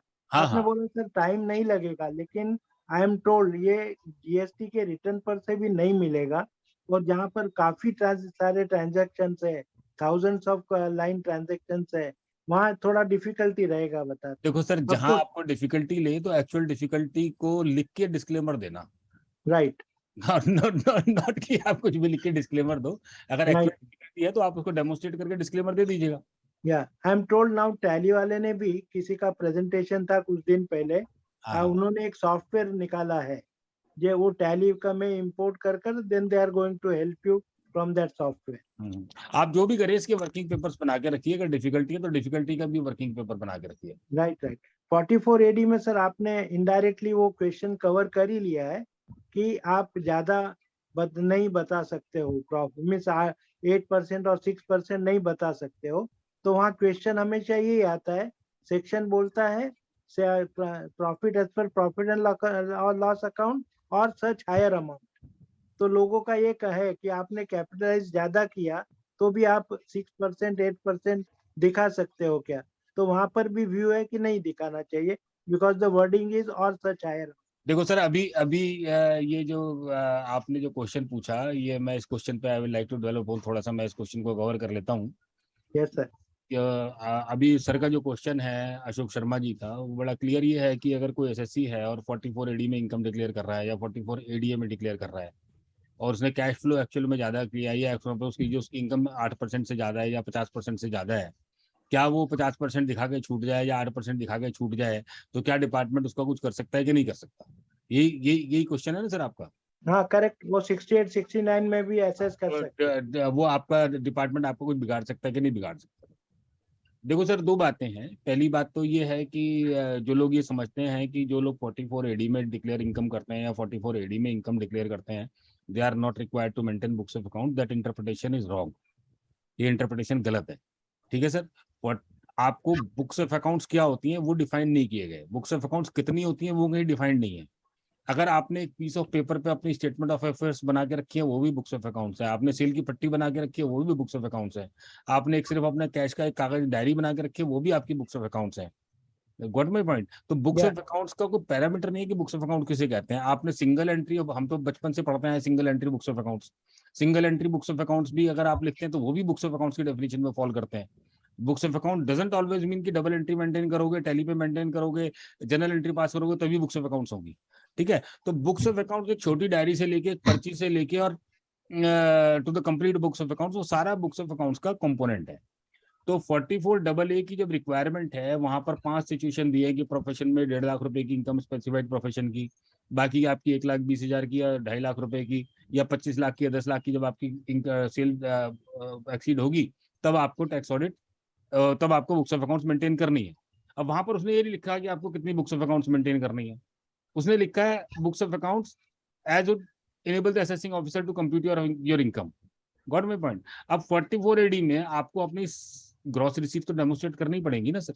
यस अगर ऐसे आपने कहा कि मेरी सेल 60 लाख रुपए है या मेरी प्रोफेशनल सीट 60 लाख रुपए है, तो आपको 60 लाख का हिसाब तो देना पड़ेगा ना। Why this is not 70 lakh and why this is not 50 lakh, ये हिसाब तो देना ही पड़ेगा। तो इतने बुक्स ऑफ अकाउंट आपको देने ही देने पड़ेंगे। Got my point? और जब भी आप बिजनेस इनकम ड्राइव करते हैं तो at the end of the day मैं आपसे आपका साल का फंड फ्लो नहीं मांग सकता कि आप कहते हो मैं बुक्स ऑफ अकाउंट्स मेंटेन नहीं करता, मैंने एक्सपेंडिचर का हिसाब नहीं रखा। डजंट मैटर, आप मत दीजिए मुझे एक्सपेंडिचर का हिसाब। आप मुझे अपना फंड फ्लो तो बताएंगे कि आपके पास ओपनिंग बैलेंस में कितनी कैपिटल थी और क्लोजिंग बैलेंस में कितनी कैपिटल है। करेक्ट। आपको अपना फंड फ्लो तो बताना पड़ेगा मुझे अगर मैं आपसे पूछूंगा तो। अगर आपने ड्यूरिंग द ईयर कोई कैपिटल एसेट परचेज की और उस कैपिटल एसेट को परचेज करने में आप 44 एडी से फंड फ्लो तो क्लेम कर रहे हो 50%, इनकम आप डिक्लेयर कर रहे हो 8%, and you are not able to prove कि वो 42% की मेरी और लाइबिलिटी है जो मैं नेक्स्ट ईयर में पे करूंगा, तो आपके ऊपर सेक्शन 69 या सेक्शन 68 की एडिशन होगी कि नहीं होगी? होंगे, that's what I am saying, correct. ठीक है सर, तो वहां पर जो वर्डिंग है वो बड़ी क्लियर है, 8% और higher amount claim to have been earned by the assessee. जब मैंने स्टेटमेंट ऑफ अफेयर्स अपनी सबमिट की और अपनी स्टेटमेंट ऑफ अफेयर्स में जाके बोलता हूँ कि सब मैंने 8% नहीं कमाया, मैंने तो 15% कमाया, मैंने 15% का कैश फ्लो ले लिया, तब मेरी इनकम 15% लगेगी सर, 8% लग नहीं सकती सर। अभी प्रॉब्लम क्या है कि कुछ ट्राइब्यूनल के जजमेंट आ गए। देखो, as a student of law I always proceed with my understanding of law. अब देखिए सर, कोर्ट के जजमेंट्स है ना, आज एक जजमेंट आपके फेवर में आता है, दूसरी कोर्ट का जजमेंट आपके अगेंस्ट आता है, तीसरी कोर्ट कुछ और जजमेंट करती है, सुप्रीम कोर्ट ने 148 का पूरा मैस क्रिएट कर दिया। Got me point? तो ये जो लॉ की जो अंडरस्टैंडिंग है, ये आपकी खुद की अंडरस्टैंडिंग है, how you understand the law और how you apply your law. अगर हम रोज कोर्ट की इंटरप्रिटेशन के हिसाब से लॉ को अंडरस्टैंड करेंगे तो कुछ जजमेंट हमारे फेवर में आ गए हैं कि 44 एडी में आप असेसिंग ऑफिसर आपसे हिसाब नहीं मांग सकता है, तो बेस्ड अपॉन दैट जजमेंट लोगों ने ये व्यू बना लिया कि कोई जरूरत नहीं है साहब, आप डिक्लेयर करो।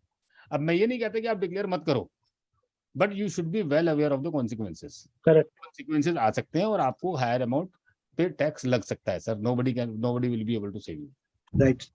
लास्ट क्वेश्चन सर, आपने 44 के बारे में बोला कि ये कंप्यूटेशन से रिलेटेड नहीं, इसका कोई इफेक्ट नहीं होता है, तो लोगों का कहना है कि मैं नई रिपोर्ट करूं तो व्हाट इज द कॉन्सिक्वेंस? नहीं, डिस्क्लेमर तो आपको देना पड़ेगा, you are asked to report, तो आपको तो डिस्क्लेमर देना पड़ेगा या फिगर देनी पड़ेगी। हाँ, तो डिस्क्लेमर दे देंगे, अदरवाइज हाँ, आप देखिए असेसिंग ऑफिसर के पास पावर है अंडर द लॉ, वो अपना मांग लेगा, आप अप्रोप्रिएट डिस्क्लेमर दीजिए कि क्यों नहीं दे पा रहे आप। करेक्ट, ठीक है ना, आप अपने डिस्क्लेमर दे दीजिए। Right, thank you. ठीक है जी, अब ये बहुत सारे क्वेश्चन आ गए। Future and options turnover is ₹60 lakh, do I need to audit for loss? Sir, मैंने आपको कहा कि जो मेरी अपनी अंडरस्टैंडिंग है, I am not going by the understanding of other speakers जो लोग बोल रहे हैं, मेरी राय में F&O की एक्टिविटी को बिजनेस इनकम दिखाना मैंडेटरी नहीं है। ठीक है सर, अगर आप उसको बिजनेस एक्टिविटी दिखाते हैं, ठीक है, तो आप 44 AD में जा सकते हैं या 44 AB में 1 करोड़ की लिमिट में जा सकते हैं या 10 करोड़ की लिमिट में जा सकते हैं, जो भी लिमिट आपके ऊपर अप्लाई होगी। तो अगर आप F&A को you choose to declare this as part of your business income, तो उसकी टर्नओवर को कंप्यूट करने का एक सिस्टम दिया है कि आप जो डेबिट के फ्यूचर हैं जिसमें लॉस हुआ है वो आप एक तरफ रख लीजिए, जो इनकम के हैं उनको एक तरफ रख लीजिए, दोनों को आप ऐड कर दीजिए। और फिर F&O में क्योंकि कोई कैश की ट्रांजेक्शन तो होती नहीं, तो मोस्ट लाइकली इसमें आपकी जो टैक्स ऑडिट की लिमिट होगी वो आपकी 10 करोड़ रुपए होगी। ठीक है सर, और जो छोटा SSC होगा उसके केस में आप 44 AD में भी 2 करोड़ रुपए तक F&O को डिक्लेयर कर सकते हैं। ठीक है सर, और उसके बाद अगर आपको ऑडिट करना हो तो आप ऑडिट कर लीजिए। ठीक है, तो ये बड़ा क्लियर है, 44 AD में जाके भी कर सकते हो। F&O turnover more than 10 crore having loss, whether suitable audit whether audit required. 10 crore से ऊपर है तो भैया वो तो ऑडिट होगा ही ना, उसमें तो कोई बात ही नहीं है ना, मैंने बता दिया आपको टर्नओवर कैसे कंप्यूट करते हैं। If turnover is more than 1 crore but less than 2 crore from future and option and books of accounts are maintained, I have loss, then I do need to audit under section 44AB, read with section 44AD. देखो अर्पित गर्ग जी, जो 44AD का concept है ये थोड़ा सा विचित्र है, ये 44ADA जैसा नहीं है। यहाँ पर ये कहता है कि असेसमेंट ईयर 17-18 में जब ये 44AD आया, आपने 44 AD में इनकम किसी साल में डिक्लेयर की, उससे अगले साल में फिर आपने 44 AD में इनकम डिक्लेयर नहीं की, only then you will be required to get your books of accounts audited, right. पहले साल में ही यदि मैं अपनी इनकम 44 AD में डिक्लेयर नहीं करता 8% या 6% 17-18 असेसमेंट ईयर के बाद, ठीक है, और ऑडिट नहीं कराता, तो मेरे ऊपर ऑडिट लागू नहीं होता। ऑडिट लागू तब होता है जब मैं एक बार 44 AD में डिक्लेयर कर दूं, उसके बाद 44 AD से ऑप्ट आउट कर लूं, तब मेरे ऊपर ऑडिट एप्लीकेबल होता है 44 AD के लिए। ठीक है सर, तो ये आप 44 AD के कॉन्सेप्ट को अच्छी तरीके से समझ लीजिए और अपने केस में, क्योंकि F&O में 10 करोड़ की लिमिट लगेगी, क्योंकि F&O की सारी ट्रांजेक्शन चेक से होती है, कोई कैश में तो होती नहीं है, कोई एक्सेप्शनल हो तो बात अलग है। तो वहां पर लिमिट जो हो जाएगी टैक्स ऑडिट की वो 10 करोड़ रुपए हो जाएगी। ठीक है सर। और अगर 2 करोड़ से नीचे पे आप टर्नओवर पे जाना चाहते हो तो 44 AD अगर आपके ऊपर अप्लाई होता है तो आप 44 AD में जाकर डिक्लेयर कर सकते हो। आपने पहले कभी 44 AD में डिक्लेयर की और अब आपकी 2 करोड़ से कम है, 1 करोड़ से कम है और 44 AD में नहीं जाना चाहते तो आपको ऑडिट करना है। ठीक है sir. Purchases from composition dealers are accounted for similar to purchases from unregistered dealer. How to bifurcate? Sir ये तो आपका अकाउंटिंग सॉफ्टवेयर बताएगा सारांश जी, ये तो आपका पर्टिकुलर क्वेश्चन है, आपकी इंफॉर्मेशन कैसे निकलेगी, अगर नहीं निकाल पा रहे तो डिक्लेरेशन दे दीजिए। क्लॉज नंबर 44 हो गया। फिर ये देवेंद्र खुराना जी, while reaching 50 lakh remuneration from partnership is taken। ये देवेंद्र खुराना जी का जो क्वेश्चन है ये बड़ा इंपॉर्टेंट है। इन्होंने कहा, जो जितना मैं समझ पाया हूँ, देवेंद्र खुराना जी को स्क्रीन पे ले लीजिएगा, अगर मैं क्वेश्चन इनका गलत नहीं समझ पाया हूँ तो इनको स्क्रीन पे ले लीजिए। एक बड़ा इंपॉर्टेंट क्वेश्चन इन्होंने पूछा है और सबके बेनिफिट के लिए काम पे आ जाएगा। देखिए तो राणा साहब हैंड रेज कर दें तो मैं इनको ले लूंगा। देवेंद्र खुराना जी अपना हैंड रेज कर दो, आप स्क्रीन पे आ जाओ, आपको आंख में आंख डाल के क्वेश्चन का आंसर दूंगा मैं। इनका क्वेश्चन है सर, पार्टनरशिप फर्म ने जब रेमुनरेशन दिया पार्टनर को, वो दिया 70 लाख रुपए। ठीक है, पार्टनर के हाथ में आए 70 लाख रुपए, लेकिन 40B में जो अलाउएबल है वो है मान लिया 60 लाख रुपए। एम आई राइट खुराना जी? आपका यही क्वेश्चन है ना? यस और नो लिख दो क्वेश्चन आंसर में, आगे खुराना जी शायद। तो आपका क्वेश्चन ये है कि पार्टनरशिप फर्म ने जब रेमुनरेशन दिया पार्टनर को, उन्होंने रेमुनरेशन दिया 70 लाख रुपए, जी और पार्टनरशिप फर्म को जो 40B में अलाउएबल है वो अलाउएबल है 60 लाख रुपए, और 10 लाख जी रुपए पार्टनरशिप फर्म को डिसअलाउ हो गया। हाँ जी ठीक है, यही क्वेश्चन है ना आपका? जी जी अब आपका क्वेश्चन है कि पार्टनर के हाथ में कितनी इनकम टैक्सेबल होगी, हम्म यही क्वेश्चन है सर। सर पार्टनर के हाथ में जितना रेमुनरेशन फर्म को अलाउ हुआ है सिर्फ वही टैक्सेबल होगा सेक्शन 28 में। ठीक है सर, जो 10 लाख रुपए डिसअलाउ हो गया वो पार्टनर के हाथ में टैक्सेबल नहीं होगा। वो जो 10 लाख रुपए है वो पार्टनर के हाथ में शेयर ऑफ प्रॉफिट है, which is exempt under section 10(2)(a) of income tax. that is okay sir, that is okay. My question is that by reaching the limit 50 lakhs, तो जो मेरे 50 लाख से ऊपर मेरे को ग्रॉस रिसीट मेरे को 60 लाख मिली है उसमें सर मैंने आपको शुरुआत में लेक्चर में, शायद आपने लेट ज्वाइन किया होगा, शुरुआत में मैंने बॉम्बे हाई कोर्ट का एक जजमेंट आप सबके साथ शेयर किया था। ठीक है सर, तो उस बॉम्बे हाई कोर्ट के जजमेंट में उन्होंने कहा है कि जो है, जो रेमुनरेशन और इंटरेस्ट मिलता है पार्टनरशिप फर्म से, वो आपकी turnover for the purpose of tax audit की लिमिट में काउंट नहीं होगा। अच्छा ठीक है, ठीक है सर, तो उसके बेस पे आपको टैक्स ऑडिट नहीं करना है। ठीक है, ठीक है देवेंद्र जी, ठीक है, थैंक यू। ओके जी। और कोई क्वेश्चन आ गया? Samit Saurabh, goods damage in inventories during the financial year, how many we filed this damage goods in the balance sheet of ITR firm. अरे डैमेज गुड्स तो अगर हो गई है तो भैया उसका वैल्यूएशन हो जाएगा, वो ऑटोमेटिकली अकाउंट फॉर हो जाएगा, कुछ भी करने की जरूरत नहीं है सुमित जी। स्मित सौरभ साहब, अगर आपके किसी SSC की अगर गुड्स डैमेज हो गई है और स्टॉक को जो वैल्यूएशन करते हैं हम, वो बड़ा क्लियर कॉन्सेप्ट है, कॉस्ट और net realisable value whichever is lower. तो जो डैमेज गुड्स हैं जब आप उनको सेल प्राइस पे, रियलाइजेशन वैल्यू पे जब आप वैल्यू करेंगे तो उसका impact automatically books of accounts में अकाउंट फॉर हो जाएगा, और उसकी कहीं से कोई सेपरेट रिपोर्टिंग की रिक्वायरमेंट स्मित सौरभ जी नहीं है। ठीक है, और कोई क्वेश्चन हो आपका तो इसमें पूछ सकते हैं। अब राजेश भाई चाह रहे थे कि 148 के ऊपर थोड़ा सा कवर कर लें, तो 148 की आप सब लोगों की लिमिट आ रही होगी रिटर्न भरने की, बहुत से लोगों ने भर दी होगी और बहुत से लोगों को भरनी होगी। ठीक है सर, तो अलग अलग करके समझ लेते हैं। Assessment year 13-14, 14-15, 15-16।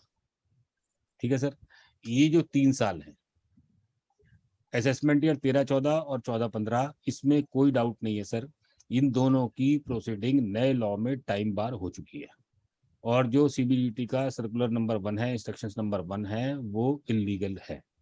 ठीक है सर, अब क्वेश्चन क्या हुआ कि दिल्ली हाई कोर्ट में ये मैटर फाइल हुआ, तो दिल्ली हाई कोर्ट में जस्टिस मनमोहन का ये कहना था, because the entire mess is created by the supreme court, so we do not want to indulge in this matter. तो इस इशू पे अगर कोई क्लैरिफिकेशन चाहिए तो you go and file writ petition before supreme court. ठीक है sir, तो हमारे ऑफिस से एक रिट पिटिशन हमने फाइल की थी असेसमेंट ईयर 15-16 के लिए। ठीक है सर, आभा गुप्ता नाम है, आप सर्च मारेंगे जजमेंट मिल जाएगा। तो वो रिट पिटिशन हमने with all over contentions open हमने उसको रिट पिटिशन को विड्रॉ कर लिया था, and the Delhi high court pass an order कि जो during the course of proceedings under section 148 assessing officer को सारी की सारी हमारी कंटेंशन को डील करना पड़ेगा। ठीक है सर, लेकिन अभी कल Punjab and Haryana high court ने एक पर्टिकुलर केस में while dealing with assessment year 14-15 instruction number 1 को प्रोसीडिंग्स को स्टे कर दिया है उस पर्टिकुलर केस के लिए। ठीक है राजीव जी 13-14 है, सॉरी टू इंटरप्ट। 13-14 13-15 13-14। तो ये उस पर्टिकुलर केस में Punjab and Haryana high court ने फेवरेबल डिसीजन दे दिया है। तो लेकिन अभी क्या है कि अभी क्योंकि high court, Delhi high court खासतौर से रिट पिटिशन 13-14, 14-15 और 15-16 की इस लिमिटेशन के इश्यू पर इंटरटेन दिल्ली हाई कोर्ट अभी नहीं कर रही है। ठीक है, अभी तक जो रिट पिटिशन फाइल हुई है या तो विड्रॉ हुई है या फिर उन पे डेट लगी है, क्योंकि दिल्ली हाई कोर्ट ने स्पष्ट कहा है कि we are not going to indulge into this issue. ठीक है तो सर। दिल्ली हाई कोर्ट में 25 सितंबर की डेट है। सर मैं आपको बता रहा हूँ कि या तो petition justice Manmohan has force to withdraw, right, और जो 25 सितंबर की डेट है वो असेसमेंट ईयर 13-14 या 14-15 के लिए किसी के लिए है। जो 15-16 वाली है उनको justice Manmohan has force to withdraw कि आप अपनी सारी लीगल कंटेंशन ओपन रख लो, दोबारा आ जाना, अभी के लिए आप असेसमेंट कराओ, अभी के लिए आप असेसमेंट प्रोसीडिंग में जाके पार्टिसिपेट करो और सारी कंटेंशन वहां पे जाके रेज करो। ठीक है सर। तो अभी क्या है कि इन 3 सालों के लिए, खासतौर से इन 3 सालों के लिए आपको मैं 3 या 4 लीगल ग्राउंड बताता हूँ जो आपको हर केस में लेनी है। हर केस में आपको ऑब्जेक्शन फाइल करनी है। आमतौर पर 148 की प्रोसीडिंग में ऑब्जेक्शन फाइल करने की ऑप्शन अवेलेबल नहीं होती, लेकिन डिपार्टमेंट ने अब की बार एक चूक कर दी, और इस चूक करने में उन्होंने क्या किया आप नोट कर लीजिए। जितने भी 148 के नोटिस आए हैं वो मैनुअली इशू हुए हैं, उनके ऊपर डिन नंबर मेंशन नहीं है। ठीक है सर। और सब्सिक्वेंटली एक इंटीमेशन जनरेट की गई है, उस इंटीमेशन में उस ऑर्डर का डिन नंबर बना के भेजा है। तो जब आप अपने पोर्टल पे जाओगे तो आपके पास 2 डॉक्यूमेंट मिलेंगे आपको। एक मिलेगा वो इंटीमेशन लेटर, और दूसरा मिलेगा वो आपको नोटिस अंडर सेक्शन 148। जो नोटिस अंडर सेक्शन 148 है उसकी कंप्लायंस में आपको रिटर्न फाइल करनी है। ठीक है सर। और जो आपका डिन का इंटीमेशन है उसके अगेंस्ट आप रिस्पॉन्स फाइल कर सकते हो। तो मेरा आपको सबको सिंसियर एडवाइस है, आप वहां पर जाकर अपनी ऑब्जेक्शन फाइल कर दो, that the assessee will be filing return of income under protest without prejudice to our legal contention remedies and remedies available under law. और वो जो ऑब्जेक्शन में आप अपनी सारी लीगल ग्राउंड्स लिख डालिए। ठीक है सर। पहली लीगल ग्राउंड क्या हो सकती है आपकी कि आपके नोटिस अंडर सेक्शन 148 पर डिन नंबर मेंशन्ड नहीं है, and because this is not issued in accordance with circular number 19/2019, CBDT का सर्कुलर है, उसने कहा है कि बिना डिन के जब भी कोई नोटिस इश्यू करेंगे तो उस डिन की बॉडी में आपको लिखना पड़ेगा कि ये आपने विदाउट डिन क्यों किया। तो उस किसी भी नोटिस में असेसिंग ऑफिसर ने लिखा नहीं है कि उसने ये नोटिस विदाउट डिन क्यों इशू किया है। ठीक है सर। तो ये पहला आपका लीगल कंटेंशन बनेगा, because the legal notice under section 148 is issued without mentioning DIN there in the body of the notice. और फिर दूसरी आपको ग्राउंड लेनी पड़ेगी जो इंटीमेशन है, which is issued separately, it could not have regularised this lapse of not mentioning DIN in the body of notice under section 148। ठीक है सर। एक और लीगल ग्राउंड है, अब लॉ कैसे सेटल होगा, but these are all very good legal grounds. Section 151A 1 अप्रैल से एप्लीकेबल हो गया, और सेक्शन 151A कहता है that notice under section 148 has to be issued in faceless manner। ठीक है सर। आपने सारे के सारे नोटिस ज्यूरिडिक्शनल असेसिंग ऑफिसर ने इशू किए हैं। जब आपका लॉ चेंज हो गया और 148 का नोटिस आपका फेसलेस मैनर में होना है, तो आपने ये नोटिस मैनुअली क्यों इशू किया। और थर्ड कंटेंशन आपकी आएगी कि आपके जो लिमिटेशन से टाइम बार्ड है सारे नोटिस। ठीक है सर। ये 3-4 तो आपकी लीगल ग्राउंड्स हो गई जो आपको लेनी है, ऑब्जेक्शन फाइल करनी है, और ऑब्जेक्शन साथ में आप ईमेल से भी फाइल करें। असेसिंग ऑफिसर की ईमेल आईडी आपके प्रोफाइल के अंदर है, ये ऑब्जेक्शन साथ में ईमेल पे भी फाइल करें। और जो आपके 148A क्लॉज डी का ऑर्डर पास करने में अभी डिपार्टमेंट ने अपनी इंस्ट्रक्शंस दी, इंस्ट्रक्शंस में कहा कि वर्चुअल हियरिंग भी होनी चाहिए, इंक्वायरी भी करनी चाहिए, सारे काम करने चाहिए। हमारे 148AD में क्या किया? कुछ नहीं किया, नथिंग हैज बीन डन। आपको ना वर्चुअल हियरिंग दी, ना फिजिकल हियरिंग दी, ना आपको बुलाया, ना आपको असेसिंग ऑफिसर ने इंक्वायरी करी। तो violation of principle of natural justice भी हो गया, और जो CBDT की खुद की इंस्ट्रक्शंस है कि 148A की प्रोसीडिंग में असेसिंग ऑफिसर को कैसे डील करना, उसका वायलेशन हो गया। ठीक है सर। और उसके अलावा जो आपकी मेरिट की कंटेंशन हो कि आपके सबमिशन को कंसीडर नहीं किया, या जो मटेरियल था उसको एग्जामिन नहीं किया, या जो इन्फॉर्मेशन है does not pertains to you. क्योंकि हुआ क्या है कि डिपार्टमेंट ने ऑलमोस्ट सारे केसेस कवर कर लिए हैं, और जो हम सोच रहे थे GK एंड ड्राइव साफ से कुछ बेटर नज़ारा देखने को मिलेगा, तो we have reach to the worst situation. हम बहुत खराब सिचुएशन में पहुंचे हैं, और ये बहुत इमेंस लिटिगेशन 148 का हमारे सामने आएगा। तो ये जितने भी आपको 148 की रिटर्न फाइल करनी है, आप अपनी ऑब्जेक्शन जरूर तुरंत फाइल कर दें, जिससे इन फ्यूचर जब भी जो लिटिगेशन होगा, क्योंकि before Delhi high court for assessment year 13, 14 and 14, 15 we are keeping our fingers crossed. 15, 16 की विड्रॉ हुई है पिटीशन अभी। ठीक है sir. 13, 14 and 14, 15 Delhi high court में अभी ये मैटर्स आएंगे। पंजाब या हरियाणा हाई कोर्ट से ऑर्डर फेवर में आ गया है, बाकी हाई कोर्ट्स का देखते हैं क्या होगा। लेकिन ये फियर्स लिटिगेशन है, we have to be prepared for that, और इसको लड़ना ही पड़ेगा। There is no other option. Sir एक इंफॉर्मेशन था, जी सर। है ना, कलकत्ता हाई कोर्ट ने भी एक जजमेंट है SS कोमोट्रेड प्राइवेट लिमिटेड, आज ही आया है। आज ही आया है 14, 15 का, कपिल जी ने आर्ग्यू किया है, उसमें भी स्टे दिया गया है। Very good. आज ही आया ये। Yes sir, yes sir. नहीं, ये सारे लीगल इशू हैं, और सारे पर्टेन करेंगे, और ये सारी थोड़ी सी लीगल लड़ाई थोड़ी सी लंबी जरूर लड़नी पड़ेगी। राजीव जी, मैंने तो अपने सारे जिनमें 148 आए हैं उनको बोल दिया है कि भैया ये लॉन्ग फाइट के लिए रेडी रहो। बिल्कुल बिल्कुल बिल्कुल। ये मत सोचो कि असेसमेंट तुम्हारे फेवर में हो जाएगी, कमिश्नर तक तो आपके अगेंस्ट ही होने वाली है। नहीं बिल्कुल होगा। मैं आपको बता रहा हूँ ना कि ये जो आपका 15, 16 का जो मैटर है, it was argued by my sun.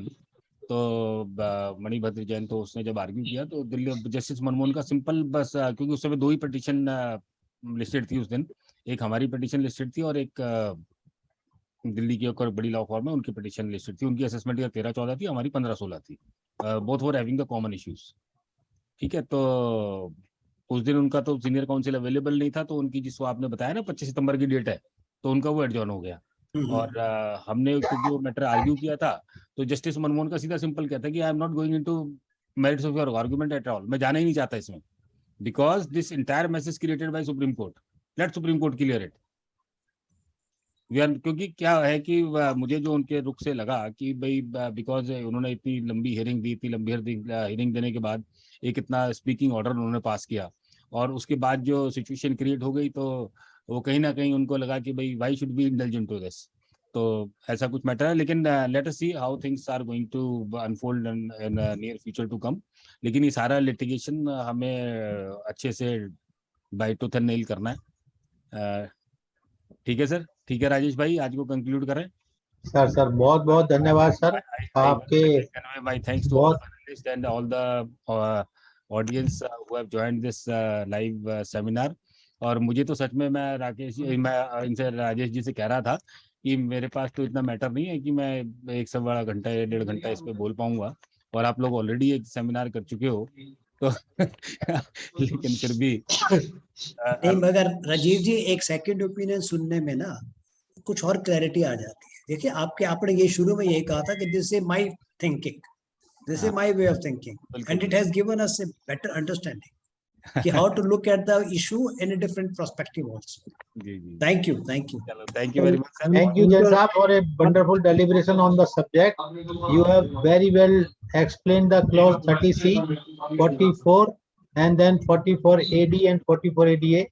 And on my request, you have also thrown some light on the present position of notices issued 148. You have very well told us that we must have 3 conditions, 3 objections in each and our letter, so that will be benefited later on. So once again, sir, thank you, and also welcome Sumit Saurabh ji and Anand Duaji, who lately joined us, Atul Puri also. Thank you Jain साहब। हम लोग राजेश जी को धन्यवाद देते हैं, best sir. लाते हैं sir. अभी परसों हमने फिर रख रखा है, कपिल जी आएंगे और ब्लैक मनी में भी जो रिसेंटली सुप्रीम कोर्ट ने जजमेंट दी है उसको Okay. एनालाइज करेंगे और बाकी का सारा ब्लैक मनी भी पढ़ेंगे। तो I request you please join us day after tomorrow same time 5 PM। Thank you आपने डाल दिया उस पे? मैं डालूंगा आज के बाद डालूंगा ना। हाँ, क्योंकि मैंने देखा नहीं है। कंफ्यूजन ना हो ब्लैक मनी जाना। है कहाँ पर, ये भी बता दो ना, ब्लैक मनी है कहाँ पर? ये भी कपिल जी बताएंगे सर। ठीक है सर। कपिल जी बता रहे। यही तो सरकार भी पूछ रही है।